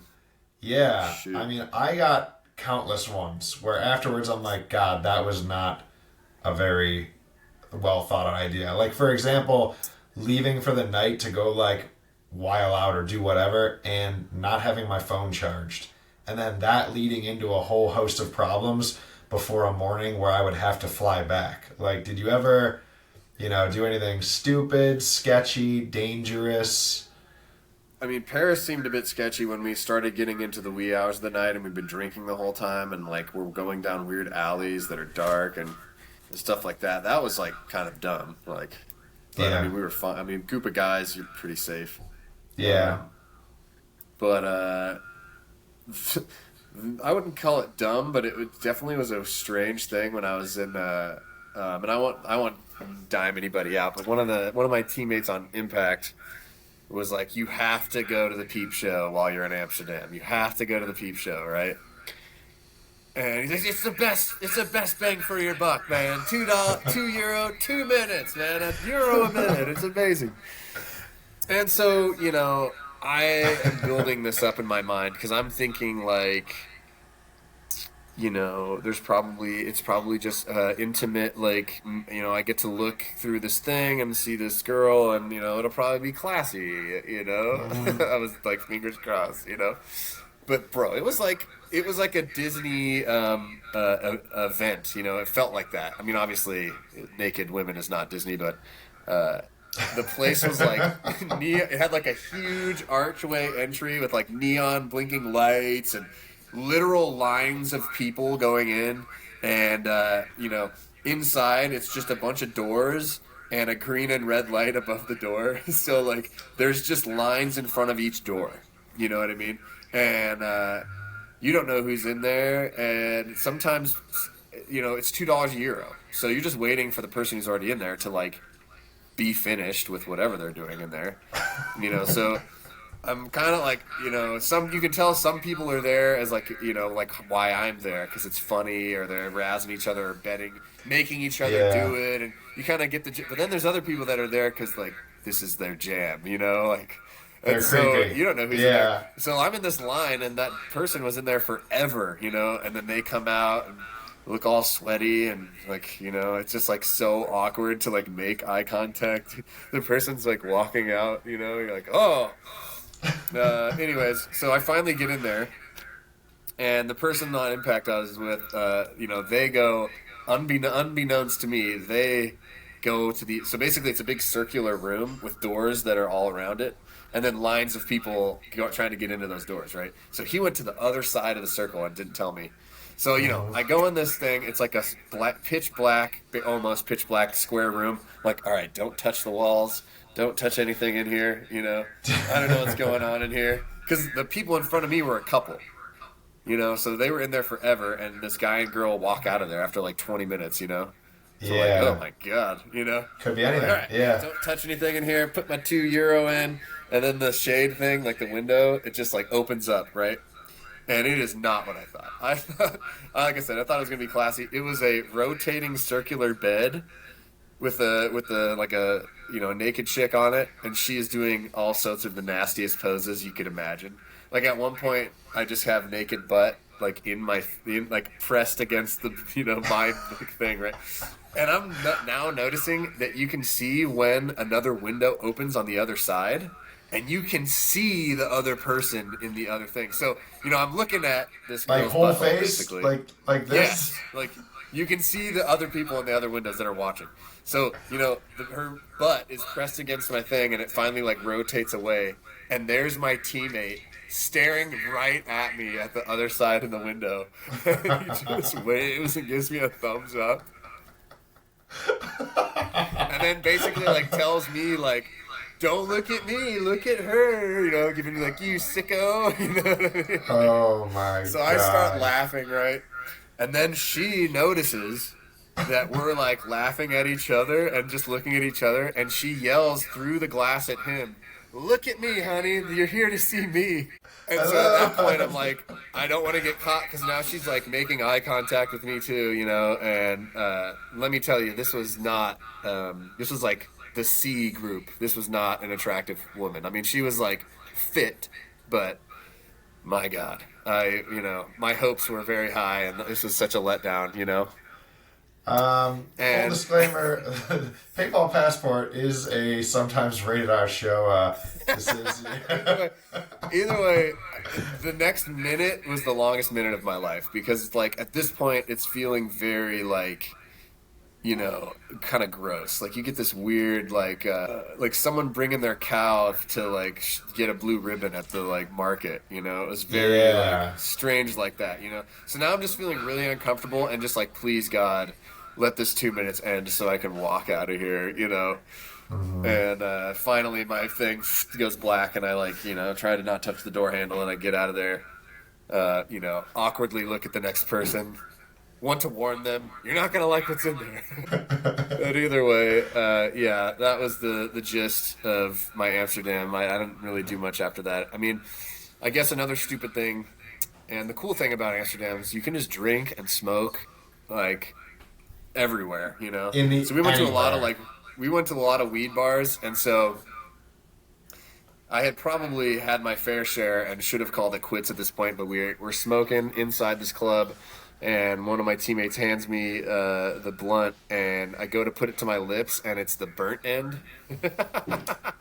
So I literally almost burned my lip, see it at the last second, look at it, look at my teammate, he starts laughing, tells me I've had enough, nope, continue to smoke, but I was like, okay, I probably should cool it at this point. Oh my God. That was probably the stupidest thing. There was just a lot of funny, stories from that trip. Just because you know the atmosphere you're in is very like, it's like Vegas. It's Sin City. You're there to like make mischief and get fucked up and you know. So we're walking and we went to like the deep far ends of this district, right? And, you know, there's beautiful women in every of the front. Like, they're not going to put ugly women in the, like, main strips in Amsterdam. It's always going to be beautiful women. Mm-hmm. And they are very, very good at, like, getting you to think that they want you, you know? Like, they are so good. If you have no intentions of doing bad things in Amsterdam, do not make eye contact with girls there. Because they will see that you make eye contact, and they'll come out of their door and be like, "Hey, like you're handsome. Come here, like let's go." Yeah. And then it's like, part of you is like, "Wow, she wants me," and then you look back at the door she's in, and it's like a small room with a bed, and I can't help but go like, "How many guys have been in that room?" Like, oh my God, like. No, thank you. I gotta go. Thank you, ma'am. I gotta go. You're really attractive, and you know. But no thanks. You know. And so it became a very fun. Like the drunker we all got, the more we were trying to like, you know, force each other into those rooms or with buy each other women and stuff. And no one ever really did any of that. At least as far as I know. Some guys stayed up later. I went back eventually, but. Yeah, it's a strange place. But you get to the outskirts, right? And it's like to each his own. Then you start getting into the like niche styles and looks of the women or not women. And yeah. Almost like the categories section on like certain pages where you're like, oh, what about this niche right here? Like there's that whole like this race or this size or this whatever. Yeah, the further you go in blocks, the more obscure. To each their own. I don't want to make yuck somebody's yum, but yeah, for sure. We got to a road, and I remember all of us being like, "Where the fuck are we? Let's turn around." Yeah. So that was scary. Being lost in the outskirts of Amsterdam. You see things you don't want to see. That's true. That is true. Yeah, I've seen another side of that area too, where obviously like. There's bad people that could take advantage of horrible situations. And so I've seen quite a few random tourists. They're normally, I don't know why, but they're always groups of British guys way too drunk. And I've That seen was the some of guy them. peeing in the river. It was a bunch of British guys, but they were hilarious. I appreciated it because Yeah, I laughed. they're pretty always hard. they're always funny. I don't know why, but I've just talked to so many other players that have agreed with this. Where it's like if you're in Amsterdam and there's people being like too much of a ruckus, it's normally like British frat dudes because they can just take a quick train over. And yeah, I've seen some of them step out of windows like not trying to pay for certain things. And then these very large, like in suit type guys will come out of nowhere, local security or he's getting like hurt or kidnapped or whatever. And Right. yes, scary moments. People backed into alleys, and then I don't know what's happened beyond that, but It's a strange architecture, and you can get lost. So like we got lost. We got lost. We had to have our, you know what I mean? Like all the streets look the same. You know, it's hard to tell where you're at. You kind of use like certain big areas as landmarks, but otherwise it's like bridges across the river. You know, River Street, not River Street. It's dude. over and over. Canal Street, Canal Hmm. Street, Canal Street, Canal Right. Street. Yeah, super easy. Like I feel like this looks familiar. Hmm. Is that the same coffee shop? Is that the same weed coffee shop? And it's all like Yeah. repeating over and over. Super fun though. Like I feel like I could spend multiple nights there. You know what I mean? And have fun every night. Yeah. Um, all sorts of cool stuff and shows, and like we didn't do much. We did the peep show thing. Then we just walked around and laughed at each other. but yeah. I mean, I wish there would have been two there. I think we only did that the one year. Our first year, I think it was like Paris, and London and Prague, There right? had to have been an Amsterdam in there. It I was thought. Paris, um, London because I got hurt. No, it was Paris, Prague, London, Paris that year Mm-hmm. because I got Yep, that hurt. makes sense. I got hurt in Prague, I believe. And I missed the London. Hmm. So Yeah, yeah. that's a like story in itself. But Yeah, I feel like that'll have to be a London episode or that's something. like But a you episode. God, that's a long one. yeah, it So is. It's stupid brutal. too. Like Jesus, I haven't had anything brutal like that happen to me. To be honest, like nothing too scary. I mean, uh, yeah. I mean, probably Amsterdam was like the dumb, did the dumbest things, but also was inebriated versus other places we really Mhm. didn't get too fucked up or drink too much. I mean, Prague is probably the most fun to explore. Like that's one where you could go a couple of days and kind of be the moth to whatever flame, and go into any building or any bar, any restaurant randomly.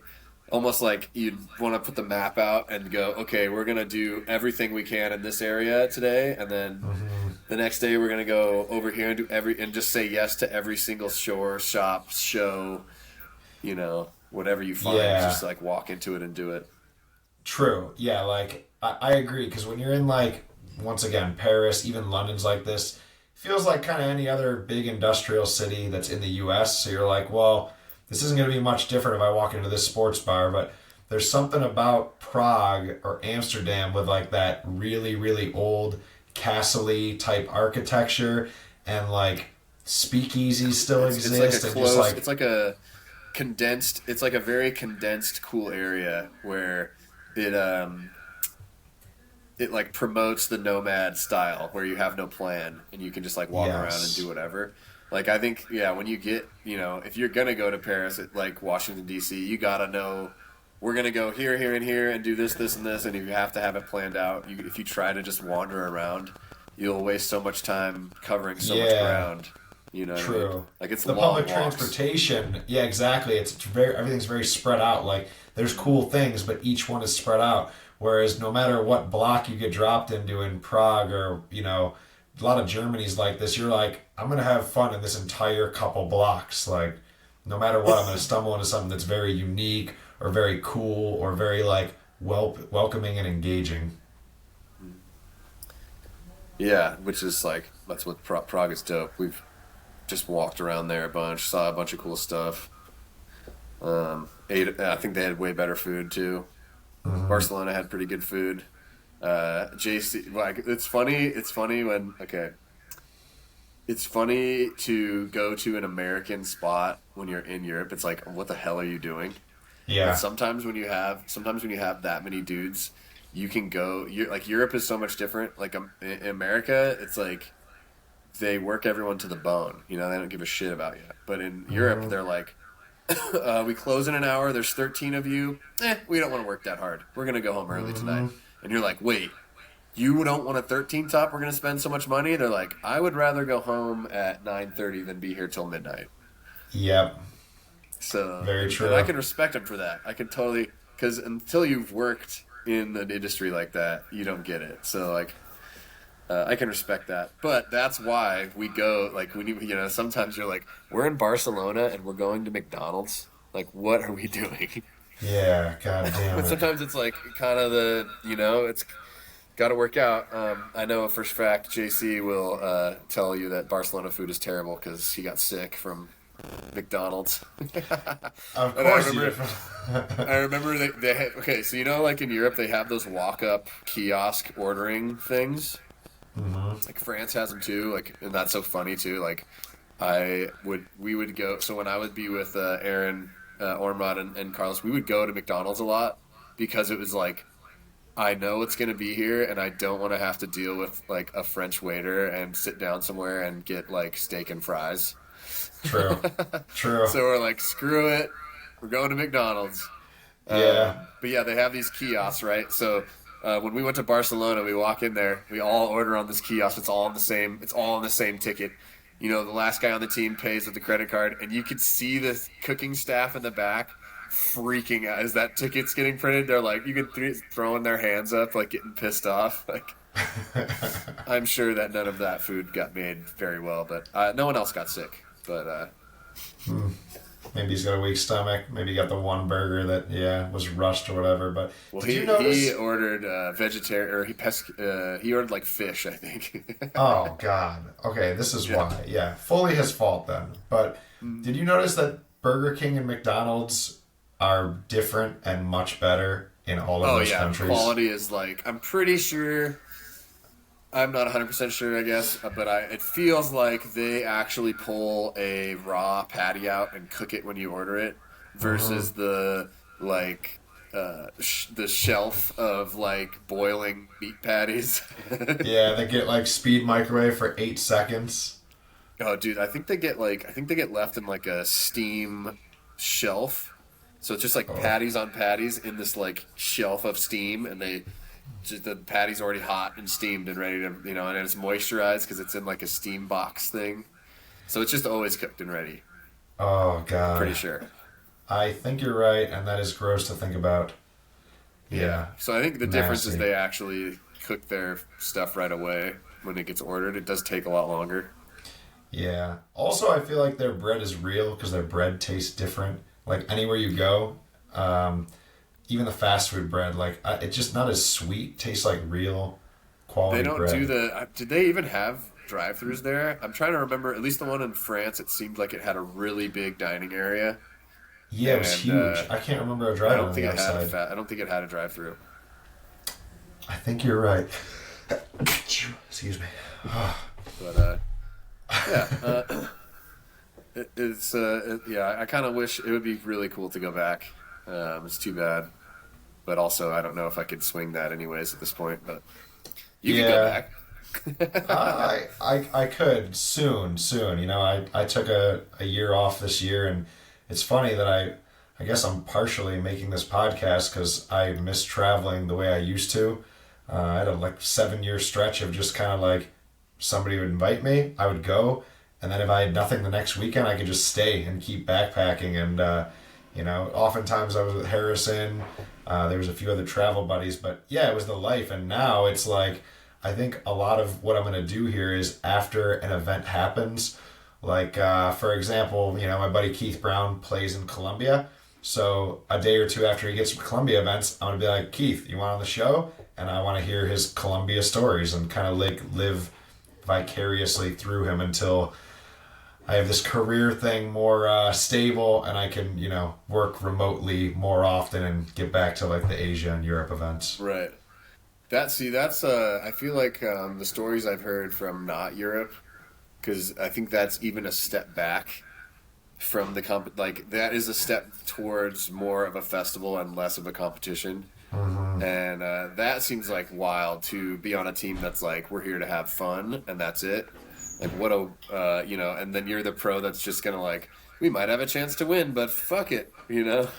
Yeah, it's really like that. I mean, my first several times in Mexico, I was just like, I don't understand. You guys want to go out tonight till 3, 4 a.m.? We have first match at like 7 a.m. And they're just like, we're here, man. We're in Cancun. I'm like, all right, well, yeah, it's wild. Definitely a Yeah, different that's, see mindset. that, in Europe, it's like they're there for the tournament. They've all, lived there, so I feel like they're not American, so the idea of going around and seeing stuff isn't really as cool to them. That's Um, true. Yeah, it's only like maybe a 2 hour train for them. For us, like just that ride across the pond, you're like, okay, I'm gonna make this worth it. Like I am gonna either right. stay extra days and backpack or see the tourist traps, I guess, because whatever. You had to see it. You had to see the Eiffel Tower to like, because you were there. If you flew in and didn't go there, even though it probably would have saved you time because you're just a paintball Yeah. guys, you would have been like, man, what the fuck? I just flew all day. I was in France. I played paintball and I didn't go see the Yeah. monument. So yeah, you're kind of like sucked into those things by like not guilt tripped, but like it feels like it's like mandatory or something. Yeah, you almost like owe it to yourself. Like, all right, I did all of that to get here. If I don't go see this, like, the fuck am I doing? Yeah, check it off the list. Come on, let's go do it. Even when you're exhausted, you're like, come on, guys, we can sleep tomorrow. Get And you, some crepes down at the bottom of the Eiffel Tower. Eat the crepe. Now what? Now what do I do? All right, I marked it off. I got the crepe. Let's get that out of is here. true. Well, I had a few other questions I wanted to make sure I at least asked you.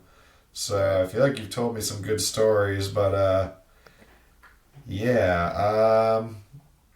I feel like your trips are all somewhat lumped together just because I know the kind of travel you got to do with Impact and with me and you in Kiev.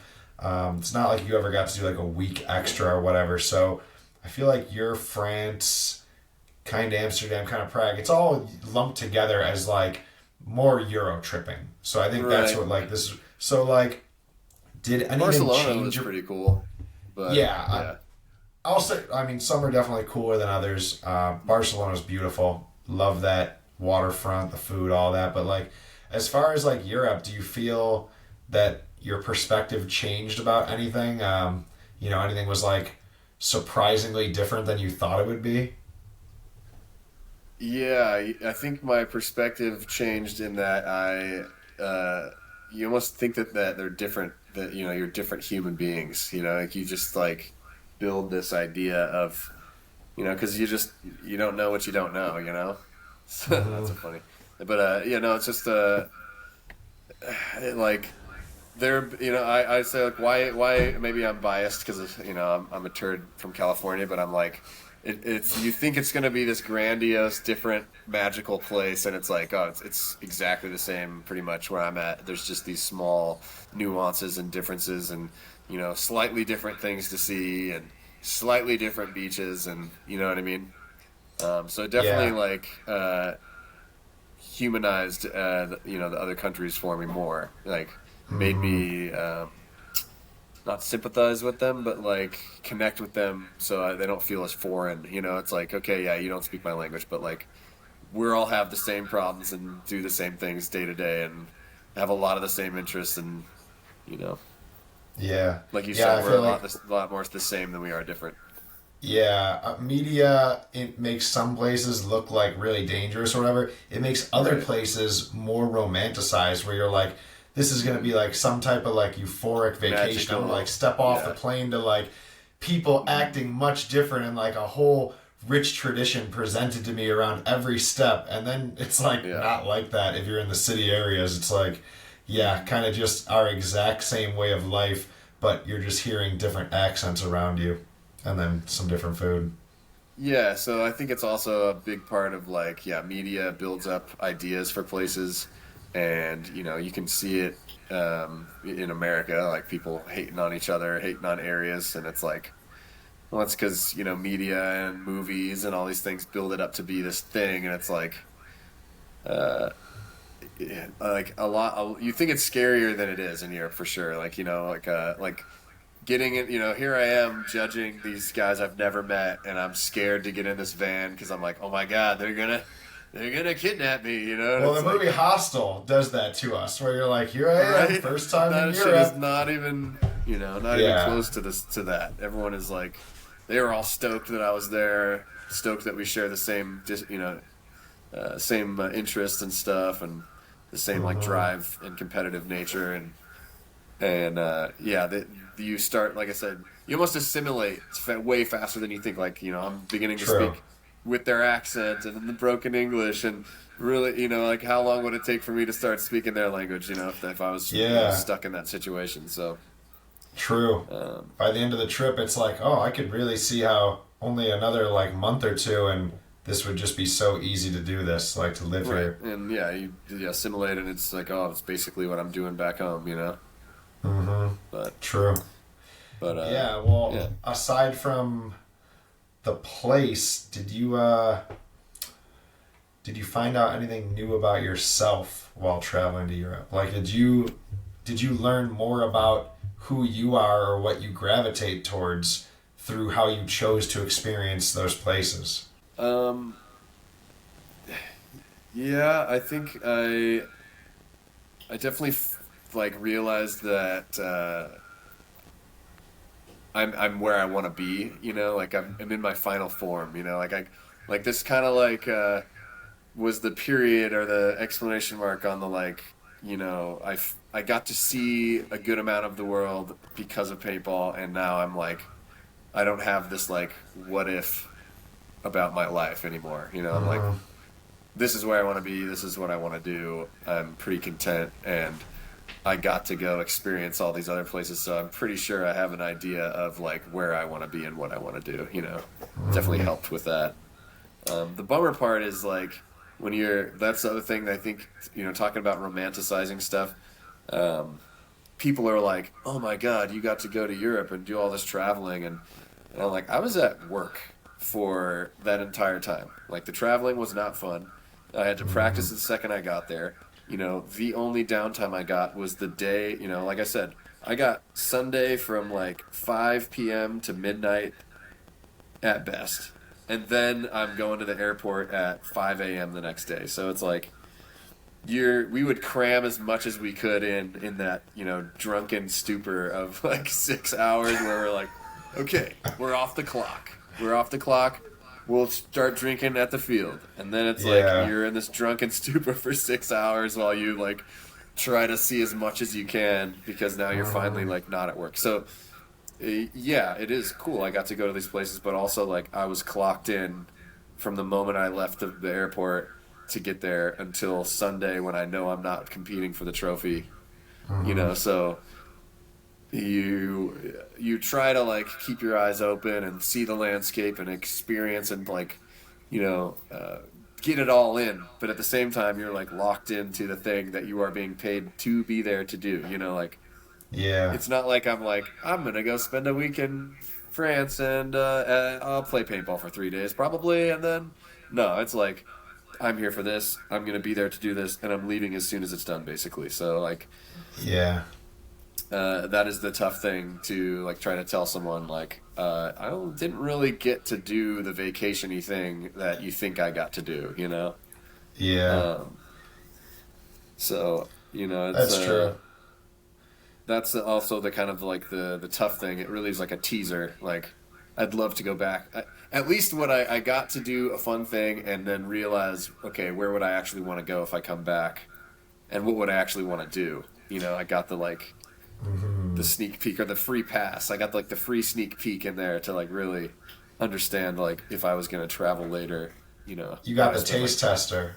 Right. Yeah, the sample platter. And yeah, I guess that's what I meant by like, did you find out more about like yourself? Because now you know exactly what you'd want to do when you go back. Like, you know, like I know I've learned a lot about what I actually gravitate towards through traveling, and I've also seen other friends with me, like who they really are. You know, when they're outside their comfort zone, it's like, oh, this person is actually like more introverted than I thought. Right. Because out in this landscape, they're not as extroverted. Like they're not quite as comfortable with it, or they seem to be more homebody than I realized. Because I want to go do all this and that and hike every mountain, and they're not really about that level of like energy output. You know what I mean? Yeah. I think it definitely helps you to like understand what you're after. You know, like that moment when you realize Paris isn't like this romantical like then you're like, what am I here to accomplish? Like, what is it that I'm seeking when I do these travels? You know, like, you know, how or why is this the thing that I think is gonna like complete my life? You know, and then that kind of forces you into, this new perspective of your desires, or like the, like what is it that is fun for you, and how do you seek the fun and the comfort? And yeah, I would say I'm more on the exploration side, but I don't like I think it definitely made me realize I don't like the like rigid scheduled planned anything, you know. So because I've been to, you know, like I said, I've been to DC and I've been to the places here in the US, and it's like if you don't have a plan, like then it isn't as exciting. So I think I am definitely more of the like I want to go to a smaller area so that I can just walk around and just kind of let things happen, you know. That's like how I would want to travel, or like if I had a vacation, I guess you could say, or whatever. Like, that's my style, you know. Yeah, well, you're a go with the flow guy. Like, luckily, I know you a lot better than most people I'll invite on to share their stories, and you're pretty much good if you drop you in a situation like a music festival. You're not really going to be like, all right, guys, this, then we have to. It's more like, what are you doing? I don't know. That looks sweet over there, and then just see what comes of it. Or what, exactly. What's trying to grab my attention or whatever. So that's maybe we're both like that, and that's why we're biased about France, because it's like it is more of a like plan out, spend more money kind of a place, you know. And we're definitely like you know, I would compare it to like Harrison's style too. Like, where can I go to maximize my time and money and get the most like authentic experience that's fun, you know. True. Yeah, I agree. And like true culture, you know, like you want authentic, real feeling culture, not hidden by like the novelty, the tourist trap, the bustling city that's just like, all right, well, now I got to spend money for like a watered down version of the culture, like that one dish that's at this restaurant, and it's going to cost this much, and surrounded by, naturally it's a city, so there's just buildings and, you know, apartments, and you're like, did I go to France? Like, you know, it's almost like if you go to Cancun and you just stay along all those resort areas. In the resort the whole time. Yeah. Yeah, you're like, did I see Mexico, or was that just kind of like an American bubble that happened to be planted on the coast of Cancun? And I'm not saying Paris is an Americanized bubble, but it's the same thing. It's like a big, not even westernized, but it's just a big, you know, like commerce center. And I think we definitely do better in places where it's like you see the root of that country. You know what I mean? Like the toweling up and becoming what the couple cities became. Right. Yeah, there's something super crazy too about like going off the beaten path when you're in a different country. You don't speak the language. You know, there's just a little bit an air of like danger there. Like when we went to this little surf city in Mexico for my sister's wedding, and it's like 3 hours from anything that, you know, resembles like a resort or any way to like communicate with people. You know, it's like it's Spanish now. So we basically went to this place that was like the local Mexican place to go vacation. So it was like we were the only white people there. You know, like it's like they were probably like, what are these gringos doing way out here? You know, like what the hell? I love those. But that was like times. One of those moments too where I realized like, oh, okay, like this is gonna be difficult if something bad happens, like if I get injured or sick or you know what I mean? Like That is a way more something you don't experience when you're just traveling around America, you know. Yeah, true. Well, that leads to a good point of like, did you find that Euro traveling made you gain a new appreciation for anything here that used to be like, whatever? I mean, it definitely makes me glad that I, can communicate with people. Like Jesus, it's such a crazy experience to like, really not be able to communicate with people. Mm-hmm. But I also know that I think I could survive. I'd be pretty good at surviving. Like I can do it. Yeah, Like yeah, that fear. Like when I first went to France, that first event, like, I didn't have much confidence in myself. But now I'm like, yeah, I'd be fine. I could make yeah. things work. Yeah, after you did it, after you got back, got off the plane, you're like, yeah, I did all that. Like, I got where I had to go, and I feel like so much of like if you have just a good, positive, friendly, charismatic attitude about you while you're there, it's not that hard. It Like a carries. Yeah. person, they will talk to you longer, even if it's broken. Like they'll put in the effort to like figure it out. Like you'll finally connect because they won't just brush you off because you're smiling and you're being polite and respectful, and yeah, just really having respect and not just being like an idiot tourist. People will generally help you. Or just telling people you're from Canada, not America. That does work better I was in from Paris. Canadian. No. Yeah, that's true. What was something else I wanted to ask you? So, is there anything that you always make sure you do while you're traveling? For example, souvenir collecting. I know you're not that. Do you always look for, like, I always look for the beer, like whatever the beer is of that city. I'm a beer guy. I love craft beer. So, yeah, is there a food or a thing or a sightseeing that you hunt down? Not particularly. I guess if it's like a certain if it's a certain place, like when we went to Chantilly and had that time to like walk around, it's kind of more like, all right, what's here? What should we see? What's worth seeing? Kind of a thing. I don't really have a food or a certain type. It's more like if there's something famous that's there, like the crepes or whatever. It's like, all right, well, I gotta try it. So that's kind of Yeah. more so the thing. Travel wise, like I said, now I make sure I have like some of those essential traveling, snacks, drinks, comforts, extra sweatshirt. You don't want to get caught having to fall asleep in an airport and you got nothing warm. It's like the worst. Smart. That is Very the smart. worst. Yeah. So Um, having the extra clothes, extra food. I was gonna say,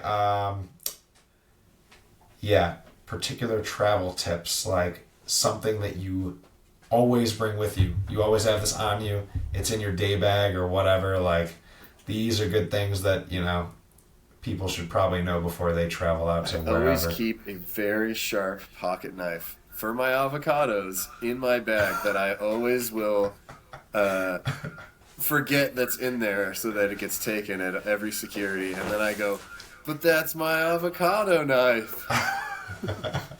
Every I'm single not going to time. stab anybody with that. Trust me, pilot. Look at me. I'm a nice, friendly Look at- face. Just This is for please let me bring this on. avocados. I don't know why there's such a big deal about my avocado knife. It's only a 3-inch stainless steel blade. Serrated back end. Serrated back end. It's a switchblade, but that's for ease of access. Yeah. I This I is like to carry large things of liquid in my carry-ons to as many water make sure bottles I as get possible. stopped in security. Every You time. know what I yeah. love? You know what I love to do? Ignore all the signs leading to the security line and not have my ID or my ticket out so that I gotta fumble around and look for it when I walk up there. Oh, those people are the worst. I really love to leave my belt and wallet in my pocket right after a guy looks me in the face and says, "Nothing in your pockets, take your belts off." And then throw my arms up when they're like, "Sir, your belt." Oh, God. Oh, I man. don't do the last two. I definitely do the cutter knife and the water bottles for sure, but No, I know. I just it's Yeah. very funny, like because we travel so much. It's like really easy to spot the person that's never traveled, Yes, yes. No, Super I easy to agree. spot. There's a bunch of stereotypes in the airport that are real every time you travel, which is the people that act like they've never been to an airport before and they never have their laptop out, their belts out. They're walking through with like tons of jewelry on, annoying as hell. But also the people that as soon as the plane lands, they stand up. They jump up. All of them. They all clog up the thing, and now they're like kind of out of order, and the people that should be in front of them are behind them and have to reach around their head for their bags. Oh god, that's so annoying. You're not even like at the gate yet, You're just like, you've just landed, and everybody stands up, and you're like, where the hell are you going? I feel like they need to, like, there's this silly, I need to be first and feel important, and I'll pay more to go first and feel important. But, like, it makes way more sense if they loaded the back of the plane and the window, like, let's load all the window seats first. Yes. And then all the aisle seats first. Or, sorry, Yes. the middle seats. And then all the aisle seats. And you work your way from the back to the front. Everybody could all file down the alleyway and all sit at once if you did that. It's like, it would be a 1 minute process. You'd load the back 6 rows first or something. Or I don't know. All I'm saying is it's very inefficient and annoying. And there's those people that have 2 carry-ons because, like, they let you have a personal item, but then that personal item is awkward or fragile and then takes up the space in the thing. And then, I've seen people that get on, but their seat's in the back, but then they put their bags in the front. And I'm like, what are you doing, man? Like, now the person sitting in the front isn't going to have headspace because your shit's there. And what? Yeah, you've messed this up, you idiot. Yeah. Check your damn bag. Mm-hmm. I got to tell everyone, the baggage system is quite good as long as you don't show up late. They will not lose your bags. Yeah, that's true. No, I've left my bags before. I've just left them because I know they're going to grab it and put it in that back room. The only times I've ever had bag issues is when I'm fucking, like, showing up with 45 minutes left and they're like, oh, you just hit it. You got 45 minutes till your plane takes off or whatever, Yeah. And you got a connection. Or I've had connections where your flight's delayed. And so then you're back, I've gotten on a flight that was faster so I could go and catch a connection and then my bag gets left or whatever. So, like, you really gotta, like, hit bad luck to lose your bag. So just check your fucking bags, man. Mm-hmm. What's crazy is going totally naked in. No backpack. Just the stuff in your pockets. That's insane to me.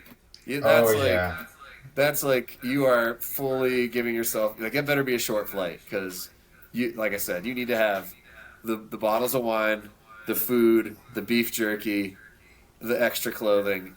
Like, you gotta have that. Yes. So I'll give my travel tip for, like, the flight. So I always go in the same thing. I have a pair of athletic shorts and the softest, comfiest t-shirt I own, right? And I'm normally in sandals. But on me, I have a little athletic bag that is a pair of joggers, a hoodie, a pair of comfy socks, and a poncho. That is always with me, that little mini bag. All together, it's like it can be a pillow. If it's cold from the AC in the plane, big comfy hoodie on, normally a big 2 or 3XL one that I can pull my arms into, pull the hood over and cover myself so I can sleep better from the light. Joggers, comfy socks in case. And if I get off the plane, it helps to have that poncho because not only does it cover you, but you can put it over your backpack if you're about to have to walk through whatever city you're in or whatever. So that's like my ultimate keep yourself prepared for cold, for hot, and for wet kit. Sound like you've gone through some shit. I love to imagine those times we get stuck because of Chicago or whatever, and we're stuck in, like, the Vegas airport, sleeping on the floor, and you're like, you have to go through it one time where you're not prepared to be like, I'll never do this again. Exactly. Dude, it's those early Vegas ones where the AC is at like 60 and you're like, holy shit, I showed up with only hot weather stuff. I'm going to die tonight on this 10-hour fucking layover. So I think, it's specific to paintball people because I think most people traveling are well established enough financially to be like, okay, I'm going to get a hotel room. You know what I mean? Yeah. But, like, when you're a paintballer, and you spent all of your money. You spent all your money on the flight to get there and the hotel and the car for the team. You had just enough money for food and the paint bill because if you didn't win the tournament, right? Mm-hmm. And then you're like, all right, I got $20 to get home. And then you miss your flight or the flight's delayed, and you're like, well, I have $20, so I will eat food and get home until I can go to work and get paid again. You know what I mean? Yeah. So, like, I don't know if many people experience that. Maybe mostly broke paintball people.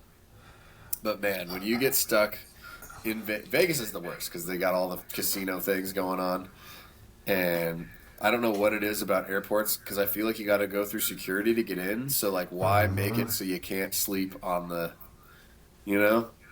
Yeah. Because I feel like most people would be good enough people to not sleep when it's busy, but when it's like the airport's closed and there's not that many people that get stuck at the airport. So like, Yeah. let us sleep on the damn seats. Like, take those armrests out or make them move up or something. Like, instead, they're cool with walking around and just seeing all these poor people everywhere sleeping on straight concrete on the or ground, like marble floor. And oh my God, you're like, yeah, I have a 4 or 5 hour layover that's not long enough to leave and deal with security again, but it's long enough that I'm not going to be able to stay awake all this time. And I guess I'm going to destroy my back tonight and shiver on this fucking ground because these assholes put the steel armrests on all the chairs.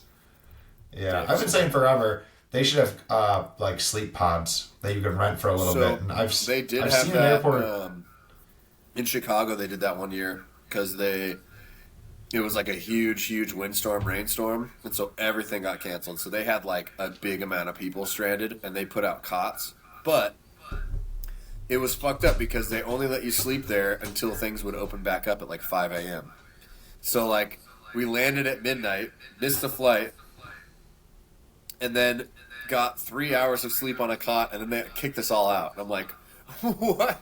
My flight's not until noon tomorrow. Like, fuck off. Rough. They're like, all right, you got your hour of sleep. Get out of here. Yeah. Very, very rough. Very, inhuman. It's, oh man. I've seen the pod things. I think one time, one was in the Amsterdam airport in a certain section of it. And I know I've seen them in nicer airports. Like, I think one was in the Dubai one. And it's just like, this should be a thing. But instead, that's one more spot where it's just like, the U.S. kind of treats everything as a business. And they're like, well, you gotta pay to sleep, bud. And it makes for bad nights. Sucks to suck. You aren't platinum gold extended. Oh my God, the list when you're getting on the plane of like, these are our platinum plus Sky Alliance master members. Like so many things. Right? Whoa. Okay, royalty is I guess gonna board first. Gold. Oh, you're Sky Alliance Silver. You have to be Sky Alliance Gold to get in here. Yeah. You buy Sky Alliance Gold, and then you go in, you're like, oh, wait, I thought I was first. And they're like, oh, actually, we have our VIP. Sky Alliance Gold VIP Platinum member. Yeah. He paid $10,000 for this ticket just so he could go on the plane first. Mm-hmm. And he's a third year, actually, so he will get a champagne that the rest of you peasants will not get. Yeah. That's how it feels. That's why I kind of like Southwest because it's kind of like it's funny to me when people pay the extra. You know, yeah, you want to get like B group, so you at least get like an aisle or a window. But to be like the platinum whatever the fuck to go in there for the first 15 people. Like, you go in there before kids and a family, which is just, like, asinine to me. Because when when it's a free-for-all, you do not want to split up a mom and her kid. You know what I mean? Yeah. Like, I don't care about sitting in the middle. Like, I want this mom and her 2 kids to have a row, But, like, we did that, and there were so many people that went before families. I was, like, taken aback. Like, my God, the amount of you that paid extra to make sure you could get in there before the family could. Yeah. That is something that becomes very apparent when you travel is there's a lot of things in the U.S. that you're just like, there's not a lot of like, gentlemanliness to this, or like etiquette. The etiquette can be weird here sometimes when you see other places then do it different, and you're like, yeah, this is just like, I don't know, common courtesy. And to It's all it's all weird, like status. I mean, you know from all the people that travel and have all the like credit card things to get into like Admiral's Club and all that. It's like I mean, all of that's them me. got you got your nose up walking over there. You're like, ha! Yeah. Get Yeah. out of my way. I'm going to the Admiral's Club. I'll go into this lounge for a few hours, have some free champagne, free food. Yeah. I don't want to sit down there with the peasants in there. Get your mask back on. So, Yeah. Oh, my God. Very So true. funny. That place Well, is dope, though. I reaped many benefits from, just being It is. friends with people. It is. If nobody knows about the hacks to get in there, I guess I don't got time to tell you all of them, but look it up because you will spend more money on airport crap food in about 4 flights than you would for like the yearly credit card fee for some of these cards that get you into nice lounges. And you're not gonna be ritzy. You're just you're going somewhere where you can actually lay down and catch a nap in between flights, and you get really good food, a free beer before the next flight. It's nice. Yeah, I feel like I've been batting 1,000 with the drinks in airplanes. I literally I'll get like the lime, vodka and like a Sprite or whatever. And I haven't paid for it in a while. Like I'll just ask for it, and then usually they'll either like come up with a reason to not charge me, or they're just lazy. They're like, Yeah, well, you guys got delayed a little bit, so this one's on us. And I'm like, oh, thank you. yeah. Or It's when they're they going just by with don't. the card, and they know they have to come back to you to charge the card. Right. And I feel like half the times they've forgotten exactly They just which don't. person you were because they've talked to Yeah. 180 people. And the other times they're just like, is this even worth my effort right now when I could be sitting in the back taking my nap because they're flying all day? So, Yeah, I've had the long flight from Florida where I might get like 3 drinks, especially if I know I'm getting picked up at the airport. And a lot of times, like if they like have charged me or whatever, you just talk to them, be a little friendly, or be like, make it a double, when you get your second drink. A lot of times Yeah. I've gotten that second drink free. Or another thing is one time I was rushing to the connection and I was starving, and I get to the guy and then I'm like, dude, I will spend any amount of money to get a meal. Like, do you have meals on the flight right now? No, we have something, right? So then he comes up, he's like, dude, we don't even have the thing I thought. Here, what do you want? And I'm like, I guess liquor? He just gave me 2 free drinks. He's like, well, I mean, there's calories in this. Fuck, all right, well. And that goes it's just another reminder, you gotta have the extra food on you. You gotta have that kind of stuff because you never know when you're gonna be trapped in this airplane. Because they don't have Yeah, I food in agree. them anymore. I miss the days of getting the chicken, pasta, whatever the fuck, They do on the international flights, but it has to be a certain amount of You time. have to Like when I- pre-order the extra food. That's what I found out too. Yeah. So one of the flights. So I used to take a train from Sacramento into San Fran because their flights from San Francisco were cheaper for the Ukrainian guys. Because if I flew out of Sacramento, I'd fly from Sacramento to San Francisco, and that's ridiculous, So I was like, it's fine. I'll just take the train there. And the train got delayed, and then it took forever to get an Uber. So I was running just to get like I said, you gotta have food on you or something, because running through the airport trying to get there, didn't eat breakfast, didn't eat lunch, ate something small on the train. I was starving that whole flight. Luckily, that time I did the same thing where I'm like, stewardess, please, I need to buy food. I'm not gonna make it, And the person behind me heard me talking, and she's like, I have half a burger and fries. You want it? It was just like, oh, thank you. I love you you. are a saint. Yeah, exactly. I'm going to be stuck in this plane for 12 hours, and I'm going to get that little tray of food 1 time or 2 times or whatever. That is not enough for 3 meals, Yeah, I agree. I normally have a bag of jerky and a bag of trail mix as my in-betweens. But also, this varies person to person because on a lot of flights, not those really long international ones, but like a 6 or less hour flight, I'll just fast the whole trip so that I'm not like feeling any type of discomfort if it was a weird meal or whatever. I don't want to use the bathroom on an airplane, is really what it You're comes insane, down to. dude. You're So insane. Fasting? I Get the fuck out of here. I fast, I drink a lot of water and electrolytes to like stay hydrated, but I'll just use that time to like, yeah, finish a intermittent fast, I guess. Dude, maybe it's because I'm married and I just have like way less shame. But I honestly like the idea of just like blowing up that bathroom and like walking out like that was me. You would leave the door open too, so the whole airplane Oh could my god, make eye smell the contact with the guy atrocities. sitting across from the bathroom seat. The door won't close, man. It's alright. You would eat Taco Bell on the way to the airport and then do that. It's- Dude, it's so funny to think about the amount of farts that are in that airplane at one point. Just a can. It's just like a long metal tube full yeah, of farts. it's rather disgusting, but that's the reality of it. It's a big gas It's chamber so funny. You of just get human gassed farts and out for BO. 12 hours. Yeah.